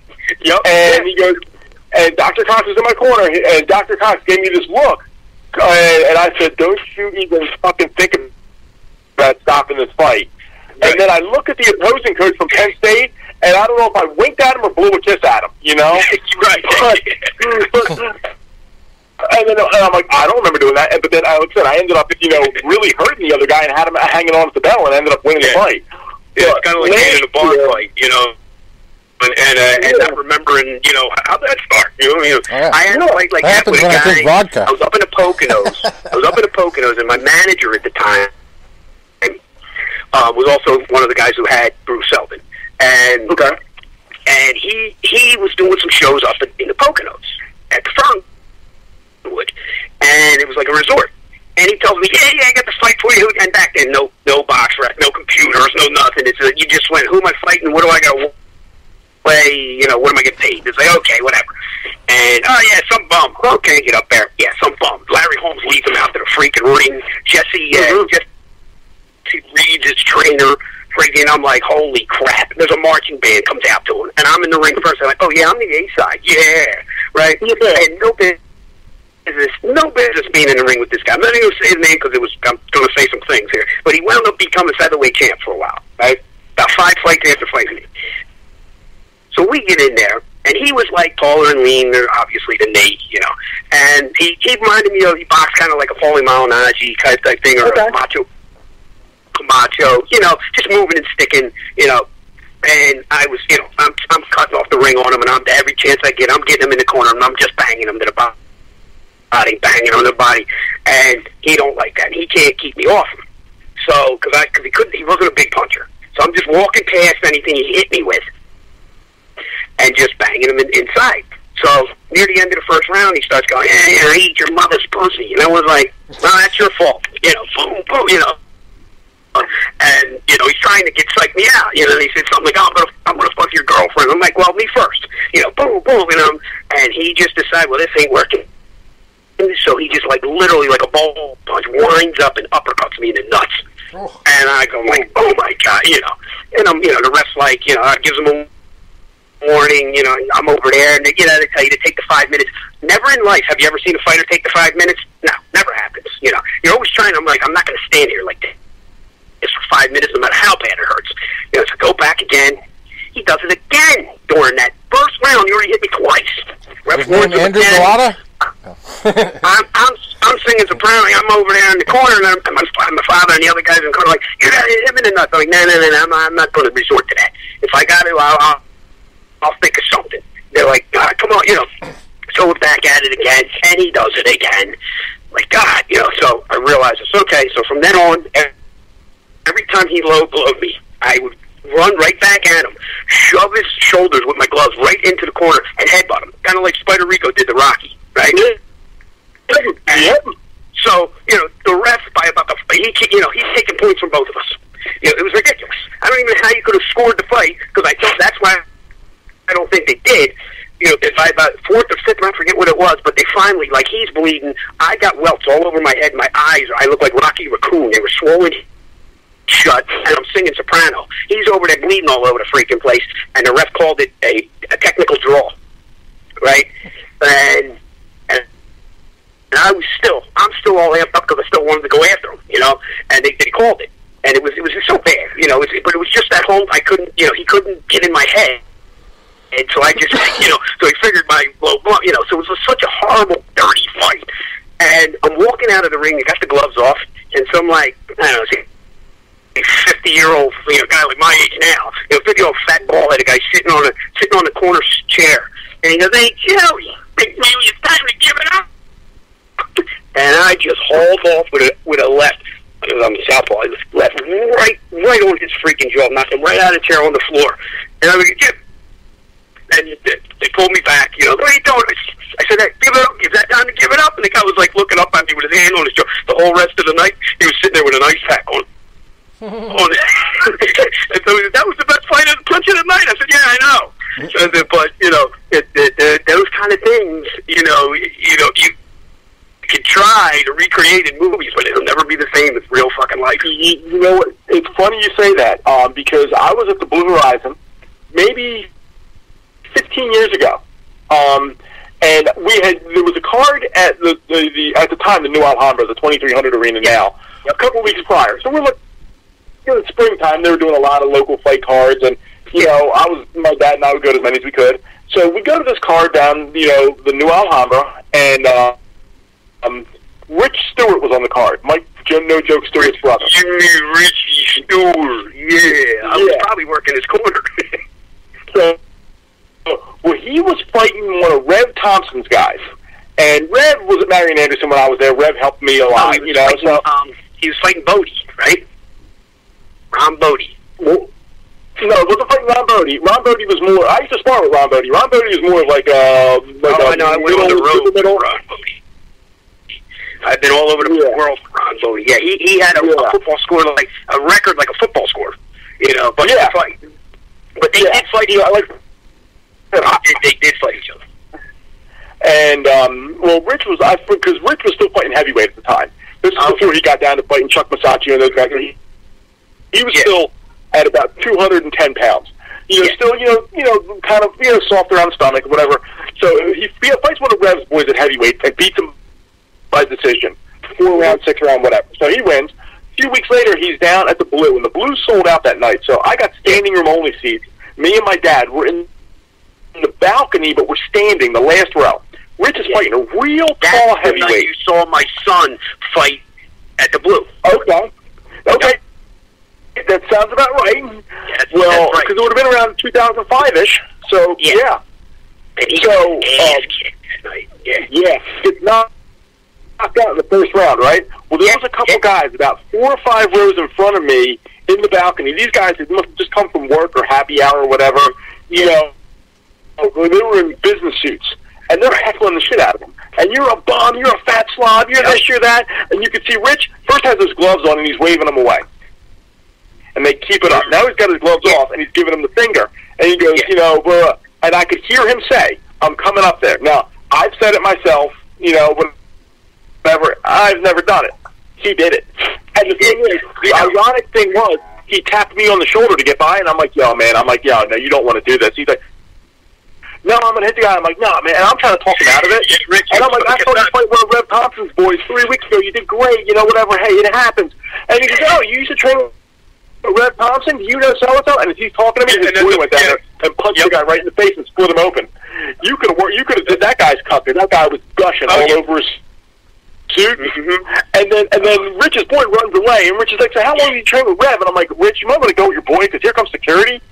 I saw him at the Phoenixville Waterworks. Joey DeMalavez was fighting on that card as well. A couple months later, and I went up to him, I'm like, hey, you had a little issue with the blue a few months ago? He goes, I didn't do anything. I'm like, I know you didn't, because I'm the one that stopped you.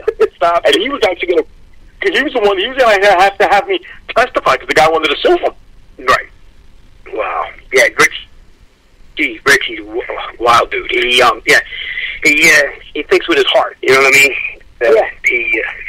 He's been all over the place. I've gone a lot of places with him. And, took care of him. I had him in a bare knuckle fight in Arizona once. But he fought Bobby Gunn. Oh, yeah. Well, we were out at the Indian Resort outside of 110 in the shade. Richie's a good guy. He's But I'm telling you, these things that you just can't make the shit up. You can't. Yeah, I've had people like that I know with movie stuff. I'll just be sitting around telling a story or something, and I see somebody over there, writing shit down. What are you doing? I had a guy, I swear to God, made a play. We called it the Knockout. I choreographed everything. I played a couple different parts in it. I played it's like a 3-act play.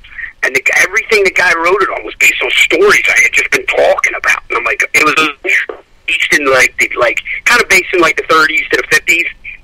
And it started out like, they come to the guy, young kid thinks he's undefeated for a reason, and it's like, reason because they paid everybody to dump. So now tonight you dump, and he don't want to do it, and does he or doesn't he? Because I played the mean champion in it, the nasty champ. I'm channeling like Kirk Douglas.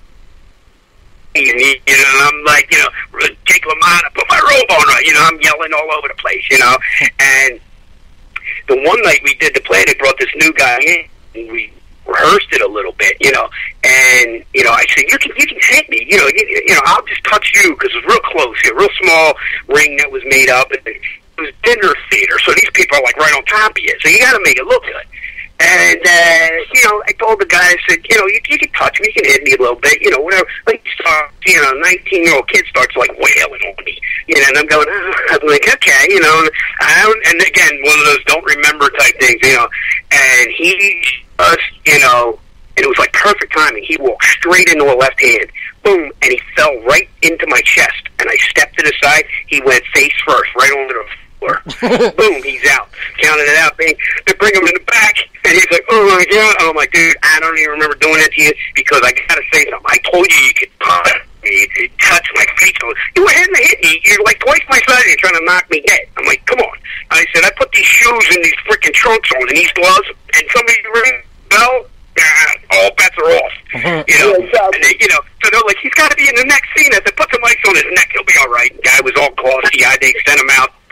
It'll be good for the play, And then in the last act of the play, though, like it all comes around, I'm now, like 20 years later, I'm punching drunk and working in a diner, sweeping the floors. My name was Yahtzee. And, I was talking kind of like Bill Murray, in Caddyshack, I got that going for me, And I was, and I'm supposed to be real punchy and, I'm all over the place. There was actually people, and it was like a dark play, but I was bringing like some comedy to it because I got my shirt tail coming out of my zipper. My zipper's open, my glasses on sideways, and I'm like a disheveled mess. And I'm going like this, at the side of my mouth, and I'm throwing punches in the air all the time. Like I'm Fred Sanford, and the people are like didn't want to laugh. There was people that actually thought that I was like mentally challenged, because even at the end of the play, everybody, they come out and each person comes out and they cheer for him. I came running out, stumbling and staggering, like and because I'm staggering around like I'm all punchy and everything. I'm like, and then people were coming up talking to me real slow. You were very good in this, and I'm like, what? I'm not deaf. They were like, what? I'm like, no, that was me acting. They were like, oh my God. I'm like, yeah. I'm like, it was so freaking funny. And the funny part was, now Tony Luke's, right? sandwich shop. Okay, great sandwiches. Good friend of mine, right? He had the part originally, right? And he was supposed to play that character. And, you know, he wasn't getting it. So one night he had to leave early. And they're going over it with me, and I go, oh, I know what you want. I go, so I did that whole thing. You know, I'm staggering around, limping, and I'm throwing punches in the air, and, you know, and talking funny, you know, stuff. And they were like, yeah, could you do that? I go, I ain't do it. I just did it. They go, no, every night. And I'm like, it's Tony's part. They go, no, Tony's out. You got the part. I go, I thought I was supposed to play a manager guy. And they were like, no, you got the... I was like, okay, whatever. You better break it to him. He got all pissed off. He didn't want to talk to me, whatever. Showed up the opening night of the play. And first person to come in and go, Joe, I got to apologize. I could have never have done that. He was like, I get it now. He was like, I could never do... You did that. I believe that you were like that. I go... I guess it, you know, so I said, thank you. I said, I didn't mean to steal your job. I said, but being around guys like this my whole life, it's not too hard. You know, and it is. It's you know, you see the progression of guys, you know, going upwards, and then the downhill slide is like really bad. Yeah, you know? We were talking about that earlier. You know, boxing and you know, combat sports in particular is just one of those places where people get taken advantage of, you know, and it's more common than any other sport. And they're valuable really while they is. can fight. It is, and they don't have a retirement plan. They don't have anything in place to protect them in retirement. There's nothing. There is nothing. No, I mean, like, there's nothing, there's no end to it. And even the guys who make it, nobody's there. Like when you sign a baseball contract, they give you a financial advisor right out of the gate. He comes with your contract. You know what I mean? Like, they give you somebody to help you finance your money, you know, and but boxing, all money you make, you know, I mean, there's only a handful of guys you could say that still had money, and two of them are you know, is Foreman and Larry Holmes. Yeah. And Foreman was lucked out because of that damn grill. But, you know, really, I mean, and Larry Holmes was the only one smart enough to buy half of Easton. One of our best quotes from any interview. Anybody else, and the only other guy that still had all his money, but nobody can ever find it, was Rocky Marciano. Yeah, right. He had every dime he ever had. He was a cheap greaseball. He wouldn't go for a glass of water in the desert. Yeah. And he, great story. Well, he had a big problem with his manager, because when he signed with Al Wow, he walked in his office and he said to him, he said, here, sign this contract. And he was like, what is it? He says, this is your contract now, you're going to fight. And he said, I get 50% of whatever you make for the rest of your life. Yeah. No matter, he was like, I'm not going to fight for the rest of my life. And he goes, well, whatever you do after that? Yeah. He said, I guess, he was like, and he goes, I ain't signing that. And he goes, well, how much money you got? And he said, I got $1.65. He goes, you want $1.65 or half of whatever you make? He signed it. So when he was done fighting, he wherever he would go, like making appearances and things like that, he would tell them, never take a check. You got to pay me cash. Got to pay me cash. He was at a Knights of Columbus one time. I think he was in Rhode Island. The story was something like that. He was up in Rhode Island at a Knights of Columbus, and it was $2,500 they were paying him. And this is back in the '60s, the early '60s, to make an appearance. And he came and he said, no, I don't want that check. I told you I got to have cash. And they're like, how much money you guys got? And they're like, and they scrounged together like $800 from the place they were at. From, you know, out of their pockets. They were like taking their wives' pocketbooks, and they got $800. He goes, that's good enough for me. They were like, and like somebody had said to him, well, why? So your manager wouldn't get? He was like, yeah, I'd have to give him half of that. They're like, but this still is less than. He goes, at least he don't get nothing. Yeah, that's how much he needed him. Wow, was a scumbag. And I mean, you know, it is. It's being taken advantage of. But when guys are hungry like that, guys will do just about, you know, anything they can. Yeah. You know, they want that brass ring. You know, they want to feed their families. Mm-hmm. You know, Rocky Marciano's whole thing was to get his father out of a shoe factory. Yeah, it was funny because you were talking about Vinny Paz earlier, and Tony and I had that same experience of, you know, going from fan to being like we were his best friend one day at the Rocky Marciano dedication of the statue. Yeah. And we're chit-chatting with him at the end when there's nobody else left around, and he's asking us where the party is and everything, and And he kept saying over and over again, I wanted that green belt. I always wanted that green belt, the WBC belt. That was the belt. Yeah, I'm telling you, it's a mindset, you know?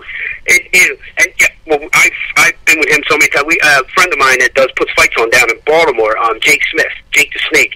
And he'll like me and Paz to come down, and we'll be like the, you know, meet and greet with us, you know, the VIPs who paid their money. We're up there, you know, hobnobbing before the fights, you know. So we'll tell boxing stories like we're doing now, you know, whatever, me and him. And by the end of the night, they'll be like, Joe, every time, Joe, can you babysit him? I was like, what? He wants to go to the strip club. He wants to go here. We can't. It's 1 o'clock in the morning. I'm like, yeah, all right. And here's me and Vinny roaming around town. And I still got to drive 3 hours back. Yeah. And I'm going, oh my God, you know, but hell of a guy, you know, and he's funny.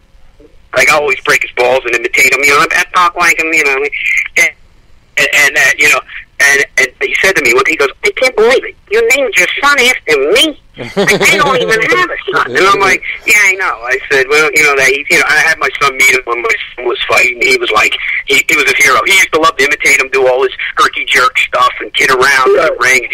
And we called him Baby Kid Paz. And, yeah, he liked, you know, he loved him, you know. But but it's funny. I'm just as good a friend with Vinny Paz as I am with Boom Boom Mancini, and the two of them hate each other with a passion. Oh my God, they bitch to me. Now, Boom Boom more than Vinny, but they both, you know, are like, yeah, I saw you with your buddy. Oh, I saw you with your butt buddy. And it's like, come on, man. It's like, you know, what the hell? And they're like, and I get stuck in the middle. And I'm like, you know, come on, if we all went out, we have a good time. And I said one time, Boom Boom was like, well, he's got no class, he's this, he's that. And I said, but look, you're a good friend of mine, he's a good friend. I said, look, you're one of the smartest guys I know. If I want some business advice, something about movie stuff, because we've done a few movies together and things like that, I said, you know, I'm coming to you. I want to go out on Saturday night, I'm going out with Vinny. I said, the guy, you know, I said, me and him together, it's a train wreck, you know? Yeah. But, one of my favorite Vinny quotes when we had him on the show once, he said, first of all, he said we were going to have him on back again and do the R-rated version. That was the funny thing, but at the end he said that. But before that, he said about Dangerous Dana Rosenblatt, he goes, you know what? He ain't so fucking dangerous. He's a fucking douchebag. I was just dying laughing. That is it. I'm telling you, you know. Yeah. Totally. But he is, you know. But it's funny, like he gives me a little different respect, and you know, as a fighter, I'm like, okay, I would never, you know, couldn't stand in a ring with him for probably 2 rounds, so he'd pound my head in, you know. But he admitted never been in a street fight a day in his life, and I'm telling street fight stories. He's going, geez. I'm like, yeah, well, where I grew up was a little tough. I'm sorry, it wasn't Rhode Island, you know. And I break his balls. I'm like, come on, what's so bad about up there? You're just worried about packing a car. Yeah. I'm like, come on, you know. And he'd be like, oh, cool, you know. I'm like, you tell me you're a fighter. You never. I said most fighters wound up becoming fighters because all they did was get in street fights. Yeah, exactly. I said, hey, I spent my whole life in street fights. I said, you know. And we were there one night, and he said something. Well, what's something happened here? I go, I got enough drinks in me right now. If somebody says something stupid, I'm cracking them. He was like, oh, Jesus Christ. I said, yeah, well, you know. He's like, all right, you be the bodyguard. I said, okay. You know, because it was funny. I'd be thinking I was him. And I'm going, no, that's Vinny. No, you are. You're him. I'm like, no, that's him. They're like, no. I'm like, no. And, you know, but...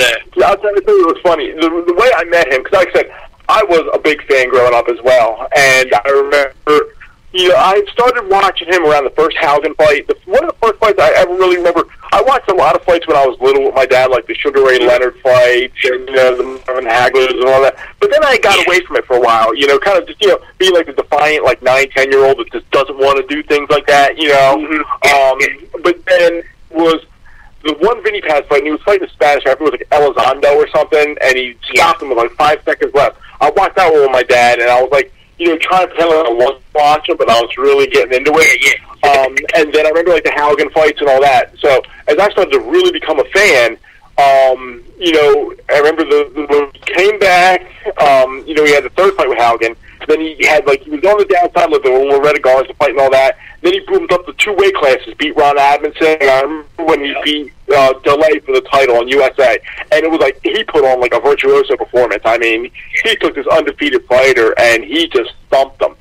And 3 weeks later is when he broke his neck. And I remember, like, you know, the following year, he was making the comeback in 13 months, which was like almost unheard of.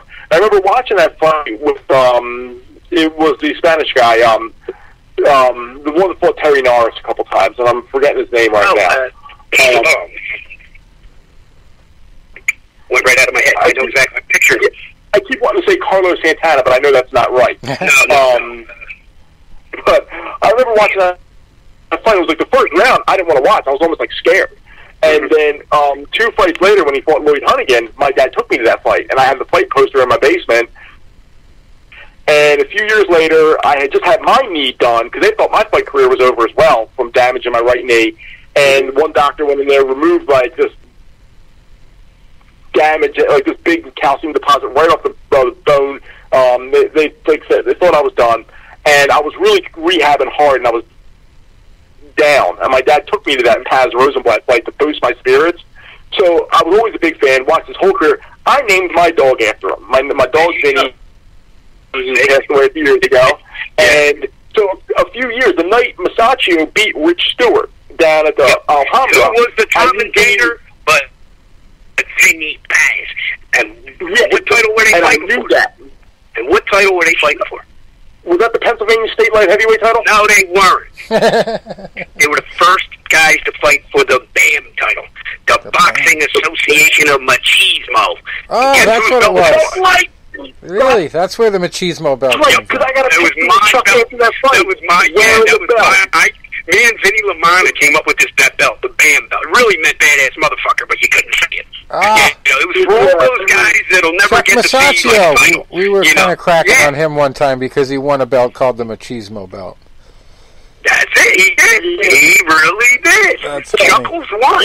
And Vinny Paz the whole night is going, he goes, I love it. The Boxing Association of Machismo. And we always laugh about that because he goes, I didn't know that was your belt. I go, yeah, it's a nice belt. You know, awesome. We had a few different, you know, we ran it for a while. You know, there's a bunch of different guys, you know, whatever. But, yeah, they were the first ones to fight for it. And Peltz was having a fit. Because he didn't want it, he didn't believe in it, or when he was like, I'm a bell. I'm like, yeah, well, this one you can hold your pants up with, Russell. Shut the frig up, you know?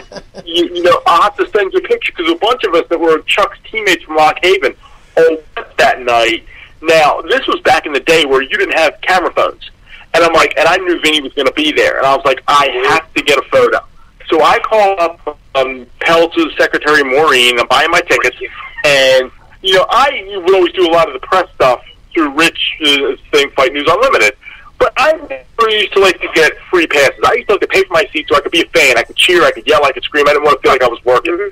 But I was like, Maureen, are we allowed to bring cameras? No. I said, Maureen, can I use my press credentials with Fight News Unlimited? She goes, Tony, I will have a camera pass for you.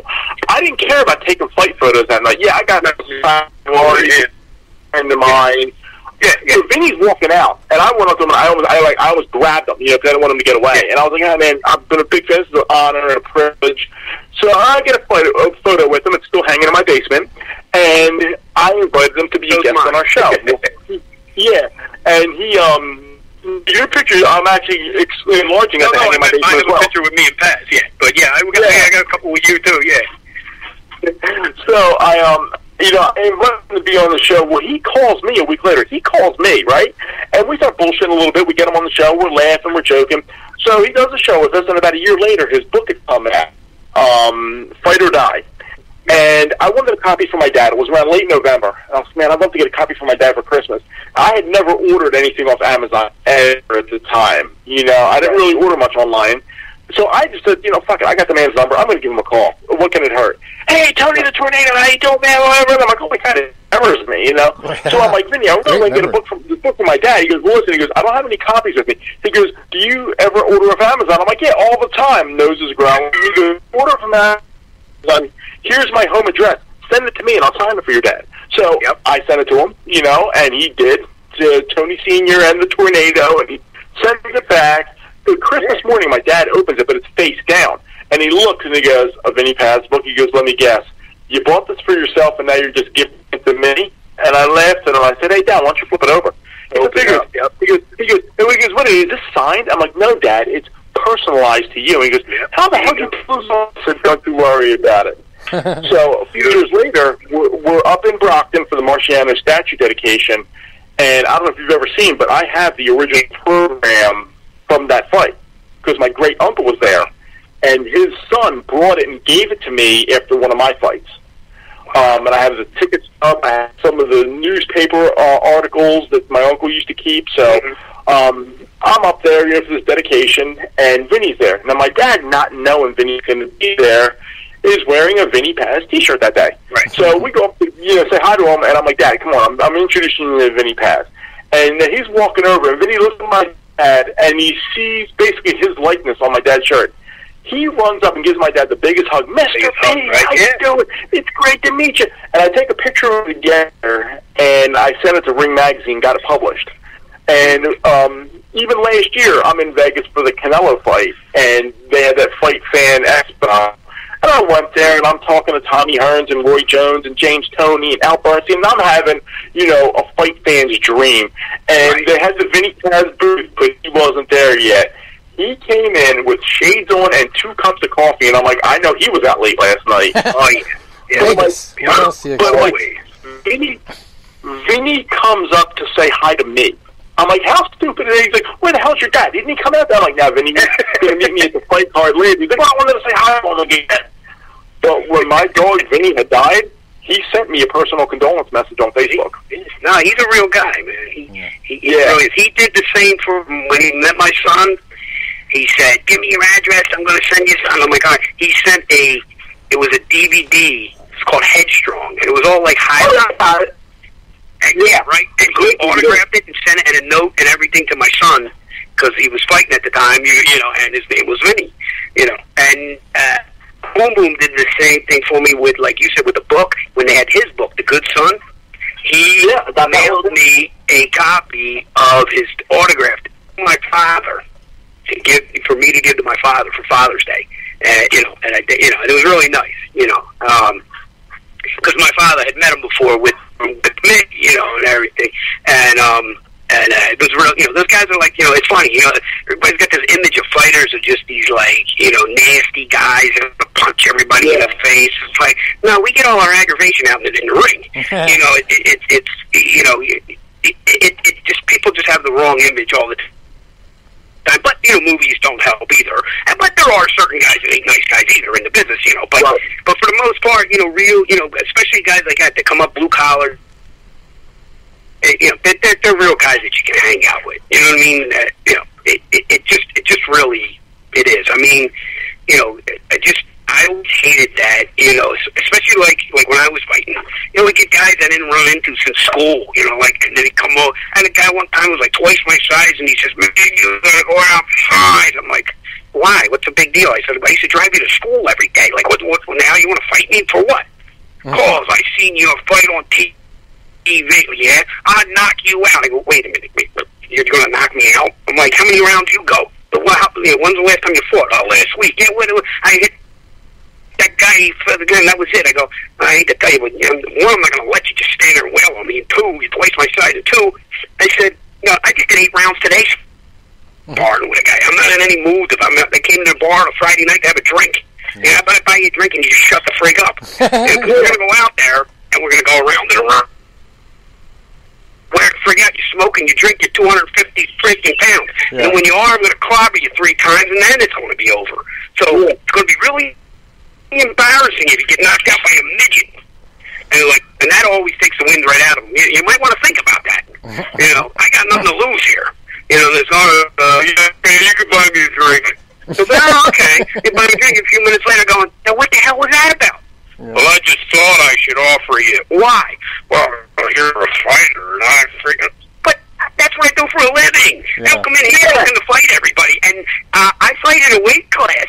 I'm a lightweight. Yeah. You're a heavyweight. We're not even anywhere close. You want to fight a heavy? I'll go get you a guy right now who's your size, and you won't last 2 seconds.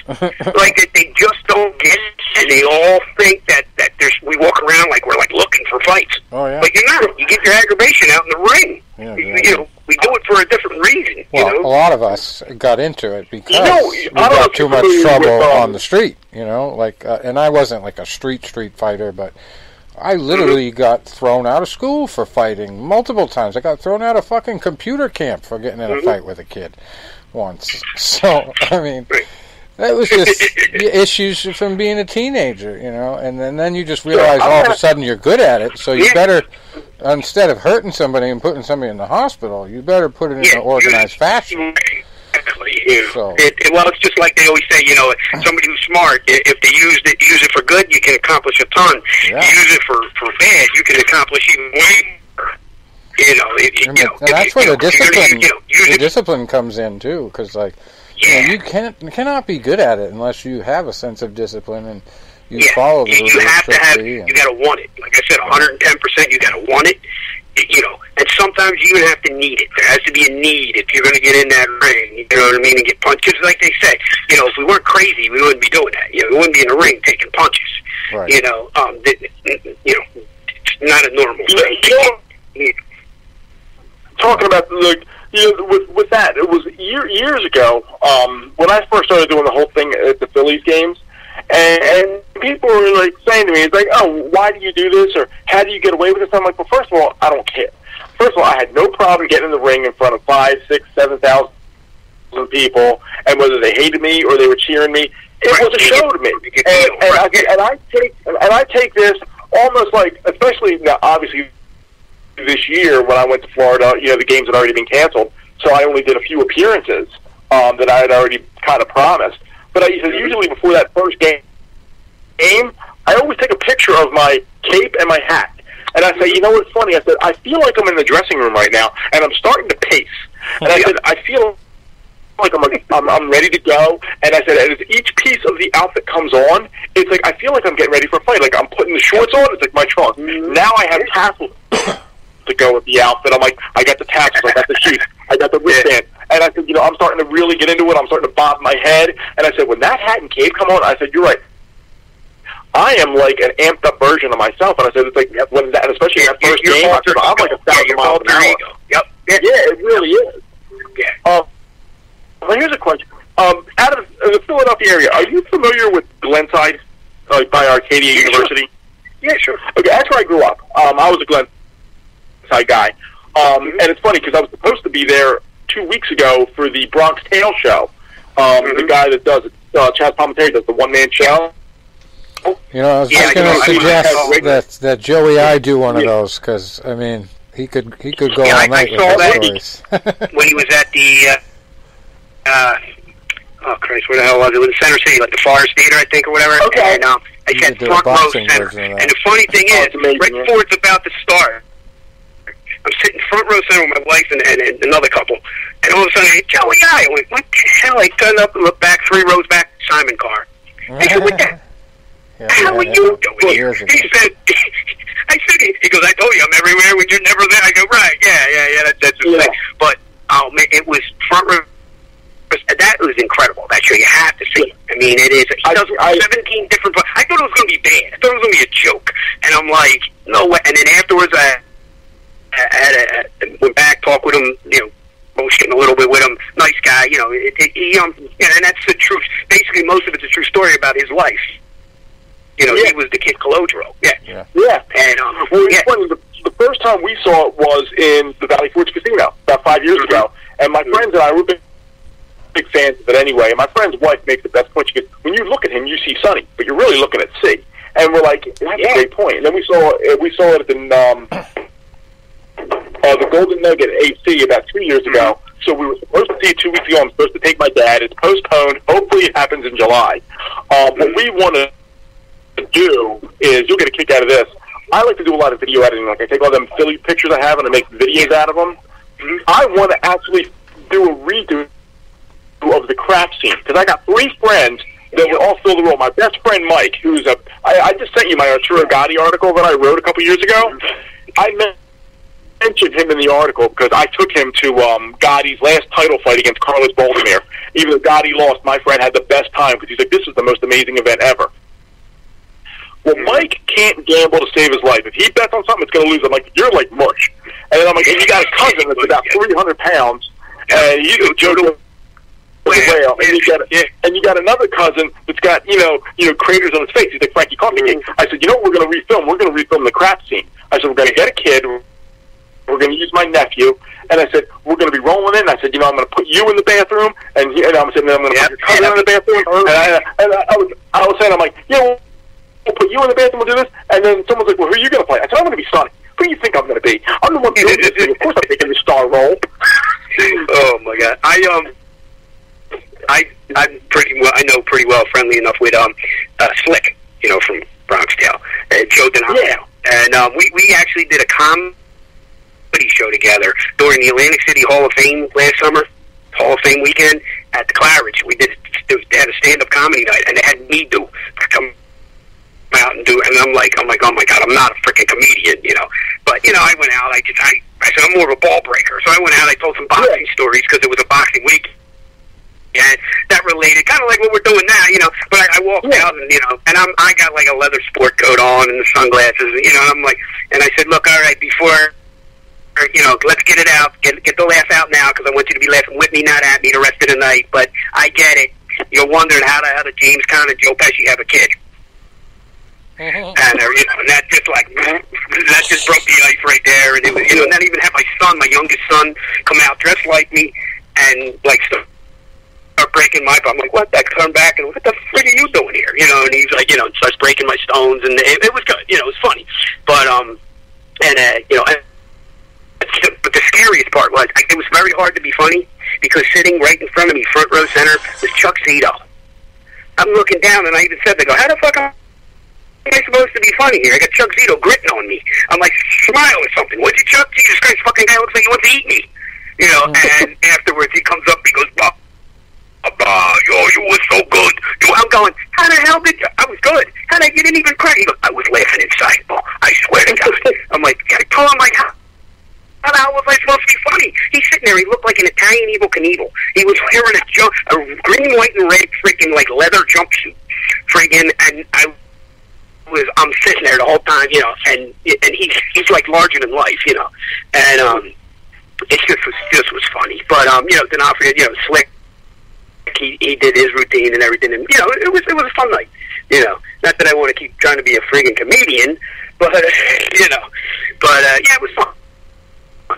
But Joe's a good guy. He I don't know, he's like a great comedian himself at all, but he's a good actor, and I loved him in Goodfellas, and when he was young Tommy, and then and then when he was Slick in Bronx Tale, he was really good in those. Yeah. Well, if we do film this, which of course we got to wait till we're allowed to hang out again. But if we do film this, I'm going to send you the first one. The first clip of it. Yes, definitely. That would be great. My friend Mike is like, Tony, you're not going to put me on camera again, are you? I'm like, Mike, I need you for the mush part. All you got to do is say, I want to bet with Sonny, and then I'm going to put you in the bed. That's all you got to do. That's it. I clam up in front of the camera. I love that. I love that. That's like some once in a while these tough ass fighters, and you're like, you got to go do like this, like like a radio show, But years ago, have to go into the radio station, or whatever, and get guys like scared to death. I'm like, I don't know what to say. I'm like, what are you worried about? They're like, dude, you get punched in front of 1 million people. Yeah. And you're worried about talking on the radio? Nobody can see you. Like, and it's just this mindset is like, it's crazy. We had a couple horror shows. Me, I never met a microphone or a camera I didn't like. We had a couple guys. You know what? And I said that 2 months ago when I wrote a tribute to Hank Scott after his passing in January. And like I said, I met him 6 years ago. And like I said, my dad used to work with his son-in-law. So I had always heard of him. I had been to Cisco's Bar in Flower Town. The first time I ever saw him was at the Valley Forge Casino about 7 years ago. And he got in the ring. He was 89 years old. He gets a microphone, and I'm like, this guy's hilarious. I said, he never met a microphone he didn't love. And I go up and I get a photo with him. And like I said, it was more of like and his son-in-law knew me from knowing my dad. But we did a photo, whatever. Okay, it's over. We leave. And a few years later, I said, I was in a really really dark time. You know, I had just lost my dog Vinny. I was in the middle of a job transfer. Everything was feeling was caving in on me, and I'm about to leave to Florida, and he comes up as a suggested Facebook friend, and I clicked OK, and I clicked add friend, and he accepted it in a matter of seconds, and we were doing a Sinatra night, and he goes, I want to have you on my show. And I said, well, it's not my fundraiser, it's my pseudo aunt's fundraiser. He goes, I don't care, I want somebody on the show to promote this. So I sent it to my aunt. She goes, well, I need you to go on with me, because she goes, you're better in front of a microphone. I said, yeah, you're a great talker. She got on there, and she clammed up so much. She goes, you have to say everything. And I said, okay. Hank gets on there, and he's going off, and he's like, all right, we're going to have a great time today, and he's going, tell me about your organization. I look at my aunt, and I said, well, this is your organization, it's not mine. And she was like, well, we do stuff for the fire company, and she was so dry and so, to the cup. And then Hank and I get on there, and we start just cracking jokes, and he sees my Phillies outfit, he goes, I need you back on there wearing this. And I'm like, okay. And I came back on, did it in that, and then he got sick last year, and I'm leaving for Florida, and they're like, yo, you better get to see him before you leave, because he is not going to make it. And he goes, he'll be going back. And I'm like, oh my God. So I just got the new outfit, and I'm wearing it to visit him, and I'm driving there that day, and I'm almost like knots in my stomach. It's a 20-minute drive to his house, and I'm like sitting there, I'm almost about to pull over and throw up. I'm so nervous. And I walk in there with the hat on and the cape on, and he booms my name, like, yo, Tornado. And I'm like, oh my God. And Michael Grant had just flown up from Atlanta. He goes, go upstairs and wake Michael Grant up so you can come meet the Tornado. And I'm like, wait a minute. Michael Grant needs to meet me. Don't I really want to meet him? And he was sitting there singing Italian songs to us. We had dinners there. He was in his deathbed singing to us. And right before he passed away, like, his daughter's, like, she was president of this Italian club, and he was, like, one of the founding members. So it was the first Christmas dinner. They were always had me play Santa Claus. So I'd show up in a sequin tux, kind of, be a goof, have dinner, and then I would change into Santa. And this was the first year he wasn't there. I turned to his daughter, and I'm like, well, listen, I work doing the Christmas trees around the corner from you guys. Why don't I come tomorrow after the shift and bring Santa to him? And he was really deteriorating. He was mostly unresponsive, but he could see he was hearing us, but not really responding. But it was like, that was the perfect way, in a way, to say goodbye now. Now, when I did the Rocky run this year, it was on his 96th birthday, which we didn't think he was going to live to see. And the year before, for Halloween, I had dressed as Rocky with the black and gold robe, the black trunks, and the yellow tassels, and all that. And the club I was at, he was upstairs having dinner. So they brought me to see him. We did a photo, like Rocky and Mickey together. Right, yeah. So the day I did the run, I ran in the robe and the trunks and all that. Well, I carried his picture with us that night, the Halloween picture, in my robe pocket. And when I was finished the run, I brought it and I gave it to him as a gift. Beautiful. See, that's now there's more realism in boxing. It isn't just about getting beat up. Yeah. Yeah, and like I said, and you know how big of a personality he was. Oh, God. Like, he used to call me up. Yeah. He would call me up, and he'd be like, yo, Rock. You know, like, I'm having a... Rock. First time I met him, I'm going, my name's not Rocky. I'm like, who's he think I am? I'm looking around and going, is he talking to me? Good dude. He would call me the Rock or Tornado. I don't even know if he knew my name, Or sometimes, he'd call me Tony, But he would say, he goes, listen, I'm having this Monjuni dinner tonight. And he goes, I want you to come. I said, oh, yeah, I'll be there. He goes, you got to wear the Phillies outfit. Wear the Phillies outfit. I'm like, Rock, it's January. They're not going to play for another 3 months. And it's 15 degrees out. Yeah. Then I become walking in the shorts and the tank top and the hat and the cape, because I said, you didn't say no to him. So, the night of his passing, his daughter calls me, left me a message. I called her the next day. But they're like, listen, we want you to be a pallbearer. And she goes, there's no obligation. I said, no, I accept. In 2 seconds, I accept. Because you will say no. Yeah. And I said, if it was up to Hank, I would have been in the Phillies outfit, carrying the casket, And the other pallbearer is an Elvis impersonator. I said he would have been in the Elvis jumpsuit. Right. Yeah, he was a hell of a guy. Yeah, he was. So in my basement gym downstairs, and one day I'm gonna have to the Harleysville, because I think you'd love some of the stuff I got up in there. But one of the pictures was we did like a boxing training video at my house the one day, and I had this girl that I trained, this police officer I trained, my friend Mike that I grew up with, his little baby Dominic, who's my godson, was only 6 months old at the time, and it was more like a fun, goofy video. But Hank was there, and he was like our MC, and then at the end of it he was talking about when he threw Muhammad Ali out of the ring, and you could say him being there in front of the camera, he was just beaming. Oh yeah, he loved a great time. Yep, yeah. And then we ended with a big pop after dinner, and his daughter telling him, "Hey, Dad, you can't have any more. You can't have any more. You were your diabetes. I'm having another plate." Don't you tell me what I can't have? And my friend's wife. Hey, what are you going to tell the guy? He's in his 90s. Come on. He's 94. What am I not going to be live to be old? Yeah, shit. Yeah, some of those old dudes that's just so crazy. Shit. I'll never forget when I went to Virginia Military Institute with an exchange program from Norwich, and we met these two old guys from West Point, these two old grizzled veterans, and one of them was like a really short dude, and he had short man's complex, and he was also a running back for the West Point team at one point in like the 40s or something. And he comes over, and it's like down south it's different. Like everything's an open bar. Alcohol is accepted. It's the way you go.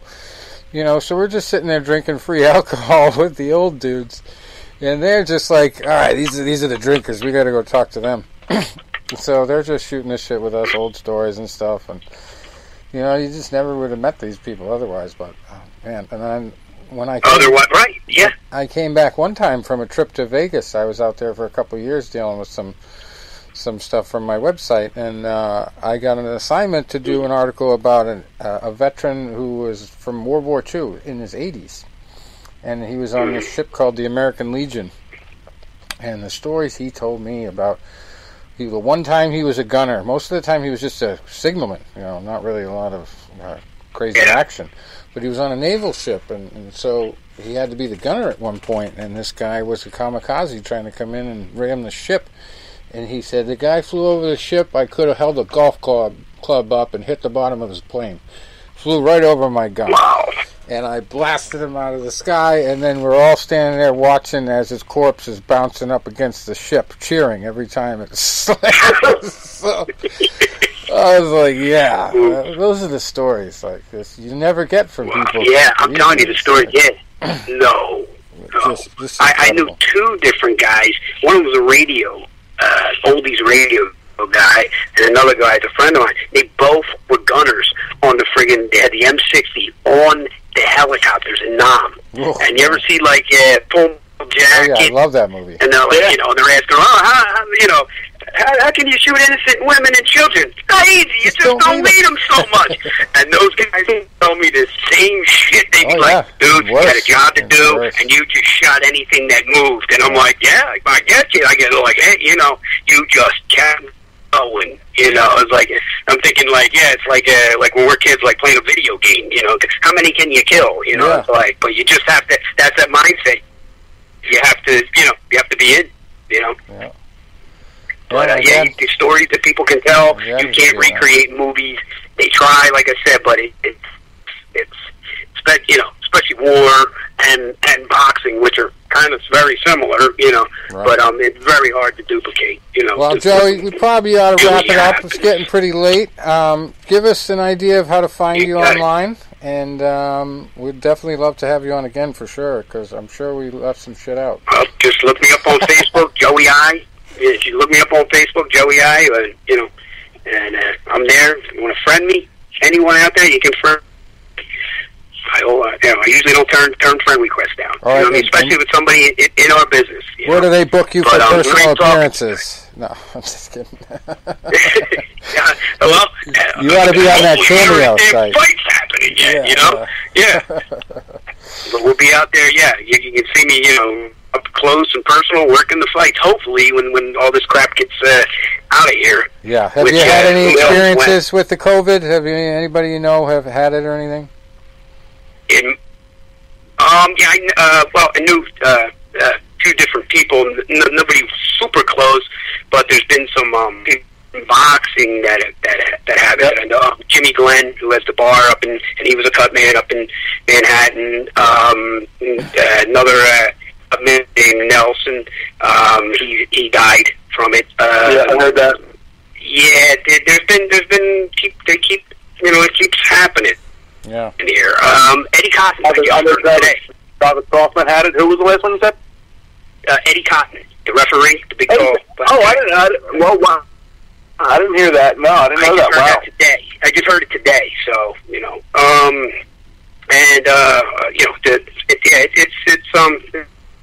it's getting close. It's getting hitting home. It's scary. And it's the real shame for it all is these people can't have funerals. Yeah. They can't even have their loved ones with them at the final really moments. Bad, It's and then all of us being out of work in one way or another.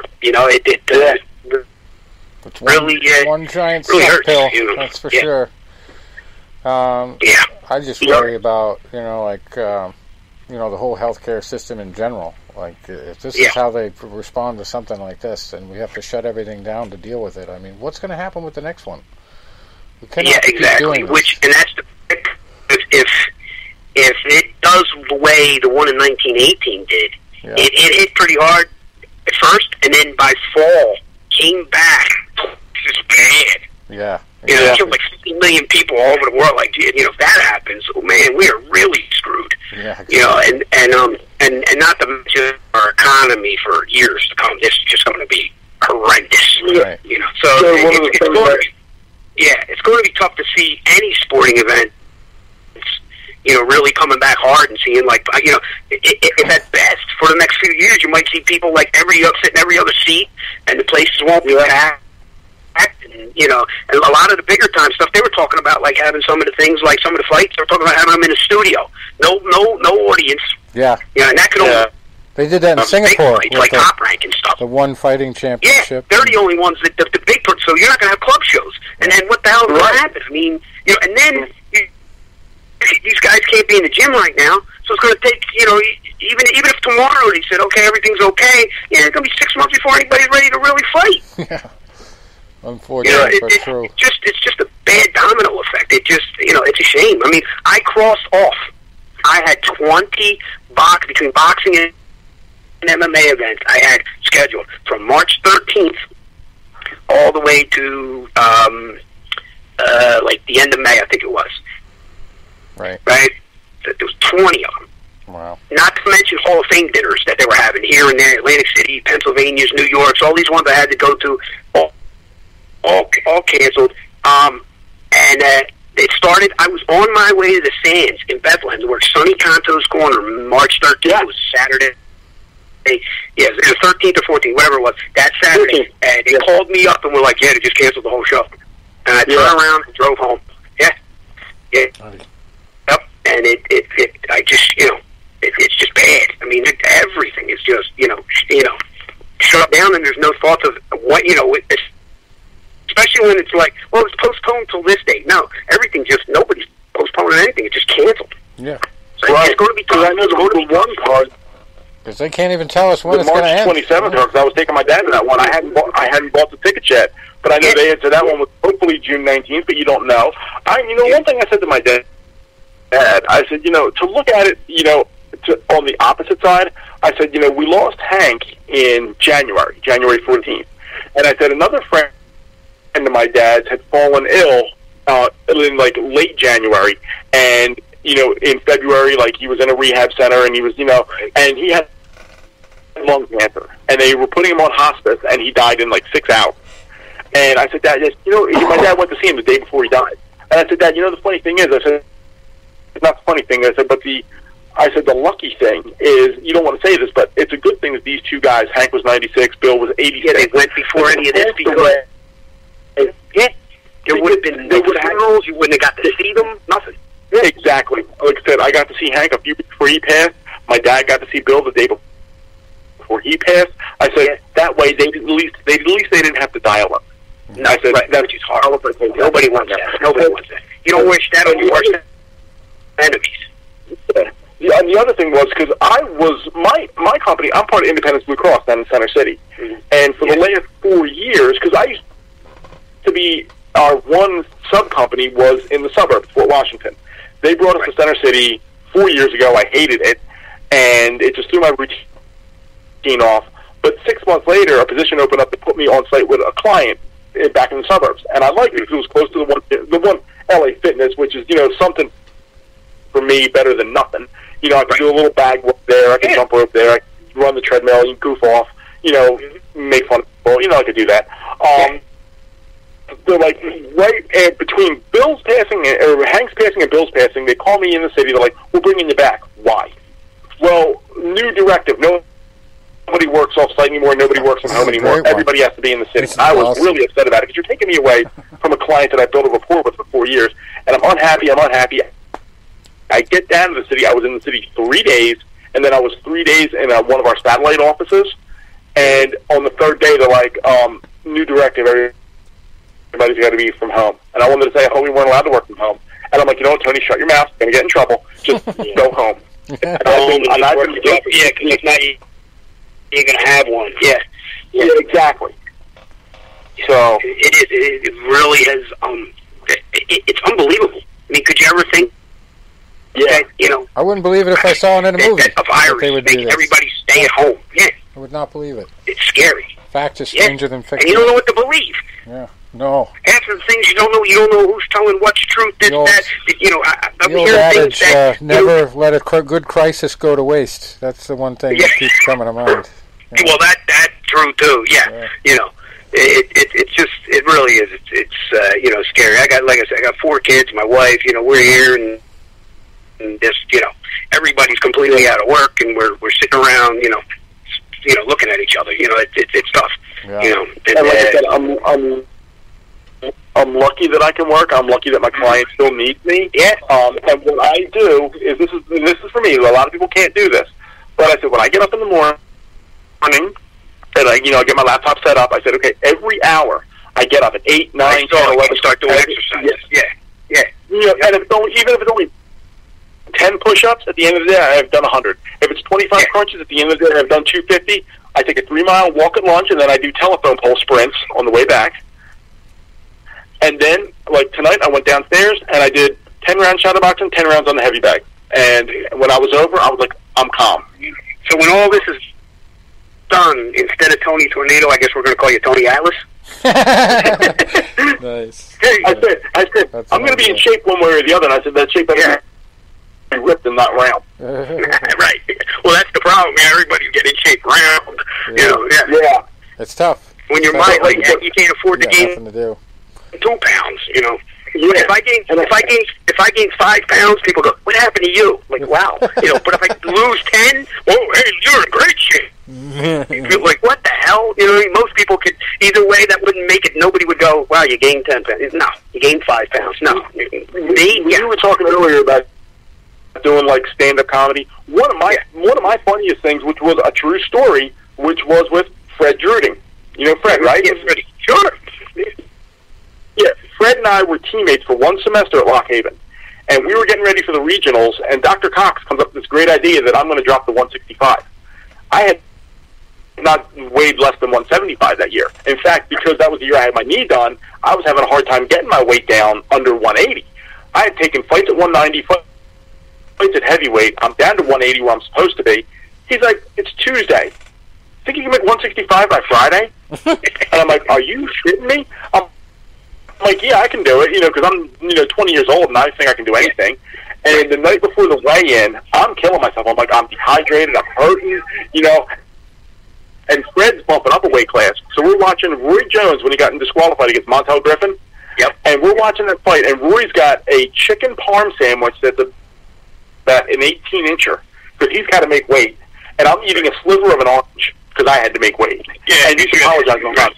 Every bite, Tony, I'm so sorry, man, I shouldn't be doing this. You do, Tony, I'm sorry. Like, Brad, I said, the smell of that sandwich makes me want to puke right now because I'm so dehydrated, but I would tear your larynx out for that Gatorade you got. So we tell that story every time we see each other. Right? Yeah. I see Freddie a lot. Yeah, he's a good guy. Yeah. You know what, Joe? You know what I'm going to do? When I'm in my basement tomorrow, I got some, the one fight poster on my wall is an Anthony Bourdain Boyle fight from, I think, 1993. I'm going to send you a picture of that, and I'm going to send you a picture of Frankie Mitchell? No, I think it was before he fought Frankie Mitchell. I remember that fight. It was on USA. Yeah, they were both out of the same gym.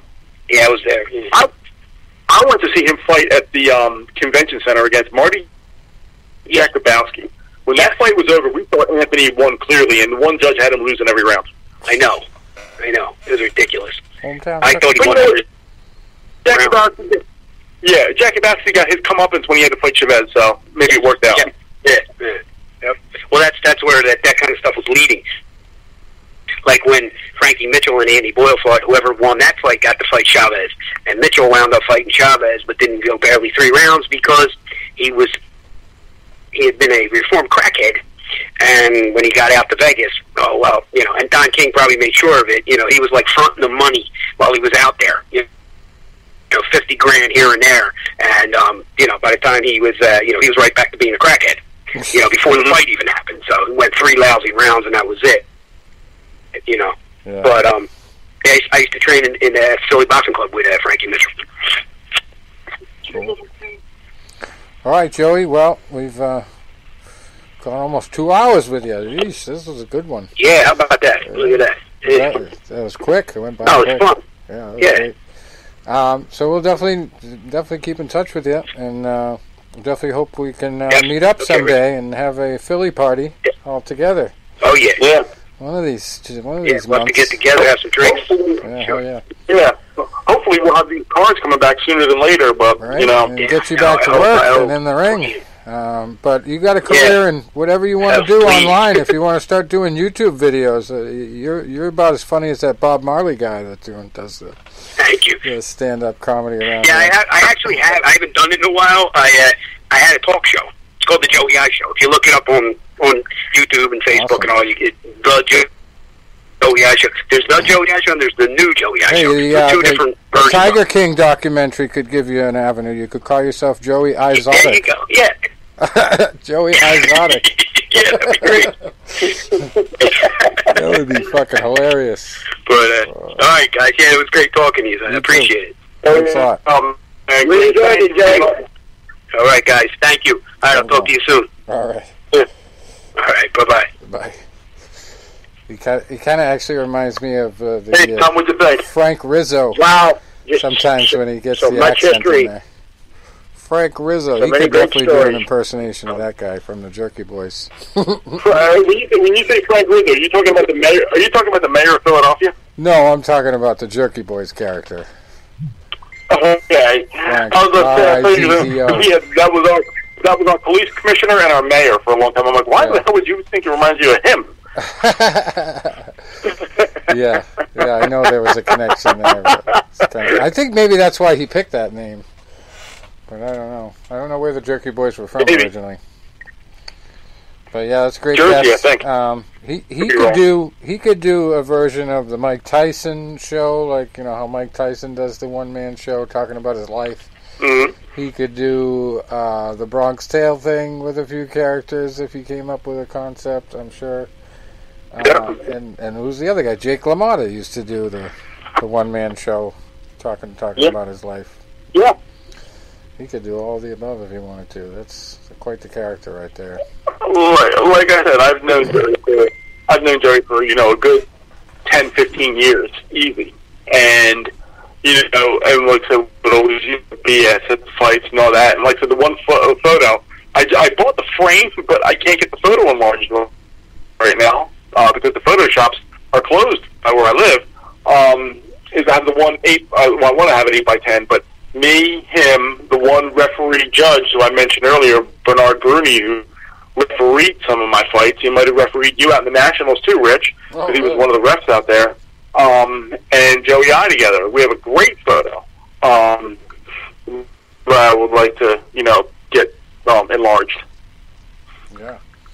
Yeah, we'll definitely have to find a way to get down there to Philly when all this clears up. And we'll have when they party and cover an event all together. I'll keep you guys in the loop, Yeah. Yeah, that'll be great. We'll do it. You got to do it. I'll have an expense fund by then. You know what would be great? If I can get you to one with the arena we were talking about, the now it's the 2300 arena. Yep. Because right around the corner is that Tony Luke's, and they have some amazing steak sandwiches. Yeah, so I've heard. All right, gentlemen, well, I was going to talk a little bit about Dana White, but I'll just forward you to this article. It's on bloodyelbow.com by Trent Rhinesmith, and it's an editorial. And it's titled, "It Might Be Time for UFC President Dana White to Go." And I posted it on my Facebook profile. I thought you had shared that. I didn't read it, but I've seen that. Yeah. I saw you liked it. Here's the thing. And you didn't even read it? Yeah, that's I great. did. I could have clicked on it and looked at it in passing. Yeah. But, I definitely did like it. But, hey, he's part of President Trump's business advisory group right now, so I can't... Yeah, well, Linda McMahon... Trying to get out of sports. Linda McMahon is in charge of the damn Small Business Association. Yeah, so, well, like I said, Trump's giving a committee of people, like, how we can get our, sports back. And he's got, Dana White and Roger Goodell and Vince McMahon. Because, hey, WWE's been deemed an essential business down in Florida. Well, it's just interesting to see, the MMA media, who knows they have to rely on this guy, blasting him, Because, on the other hand, if they're smart enough, they should know that none of the things they say are going to fucking make him gone. His agent is the guy who owns the thing now.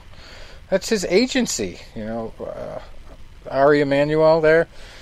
He's the owner of the agency Endeavor that, runs Dana White's career.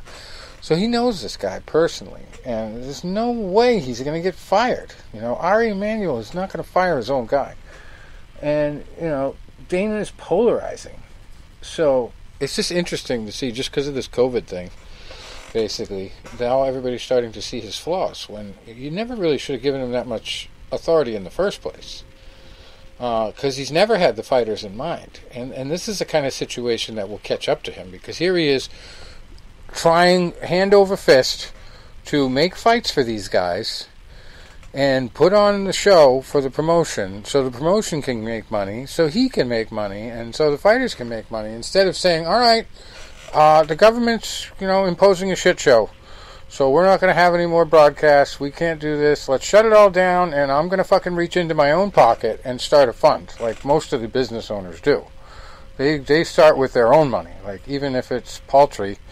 Amazon CEO put in $25 million to his workers' fund immediately. You see Dana White reaching into his own pocket for the fighters. Maybe I'll change my tune on him. But he's never going to do that. He is so selfish. He bulldozed mansions around him in Vegas to make his own compound bigger. Bought mansions. But he won't take care of the fighters with good contracts. And he pretends to be all on the up and up with them, and he's made millionaires and everything like that. But he could have done a lot better for their bottom lines over the years. And in this situation, when he's just... the only thing he's thinking about is trying to put the show on and make these guys money and let them fight, A lot of people see that as a good thing, but most people see that as just him being greedy. And him trying, to save the organization that's probably really struggling now, that they probably paid way too much for this thing in the first place. And they're still paying for it. It's all loans and, basically computer money. It's not a long-term thing that's going to pay off for everybody and all these dividends all the time if they don't have money coming in. So they're going to take a hit. But Dana White is not going to be in trouble. Like, Dana White himself has made tens of millions off the UFC. Tens of millions. For never having fought one fight. And, yeah, you maybe can say he's been very influential and all that, but, I mean, you look at my reasoning when I wrote, if you look up on Google, an open FU to Dana White, you can see my article about, him trying to advise Holly Holm. And it's just, stay out of it. There's certain things you do as a promoter and a manager that, as a league president, you should never be doing.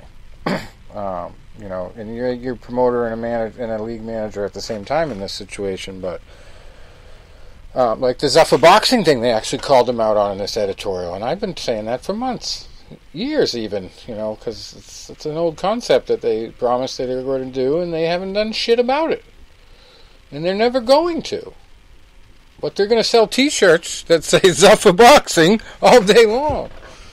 And I'm just glad it's caught up to them, and that other mainstream media is not afraid to say, screw you, you're not doing the right thing for the fighters. But I just wish it was about a lot of other issues that I pointed out, instead of just a few here and there. But I'm glad to see that they are, seeing the bad side of this. Because, I kind of was like, oh, hey, great, there's going to be fights. But at the same time wondering how it's going to look, that he's snubbing his nose at everybody. Especially with the casino thing, Oh, we're going to have it on a casino at an Indian reservation. Native American, I should say, sorry. That's just a crapshoot. And then the governor steps in, and ESPN steps in and says, don't do it. But it's interesting times. So we'll see what happens. Fight Island is the next thing. He's going to supposedly secure a private island, totally different scenario. And he says he's going to have a big to-do, May 8th or something like that. So we'll see what happens. But check that article out. It's on bloodyelbow.com. And, Google it. Google Open FU to Dana White, and you'll find my article. Years ago I wrote that. And that was kind of it wasn't really vulgar, because I, instead of the real F word, I used effing, EFFING, everywhere. So it's not as bad as it sounds, but it's pretty harsh. And this guy just basically does the kind of like more of a insulting pep talk, while I do just the insults. So it's a good pairing if you have some time to do some good reading in the lockdown here. Anyway, we got to go. It's the longest show ever all year so far. Yeah. But good stuff. Cool. Good stuff. Hey guys, Glad to have a guest on. Have a good all right, weekend. guys. We'll do it next week. Okay, sounds good. Thanks for stopping by.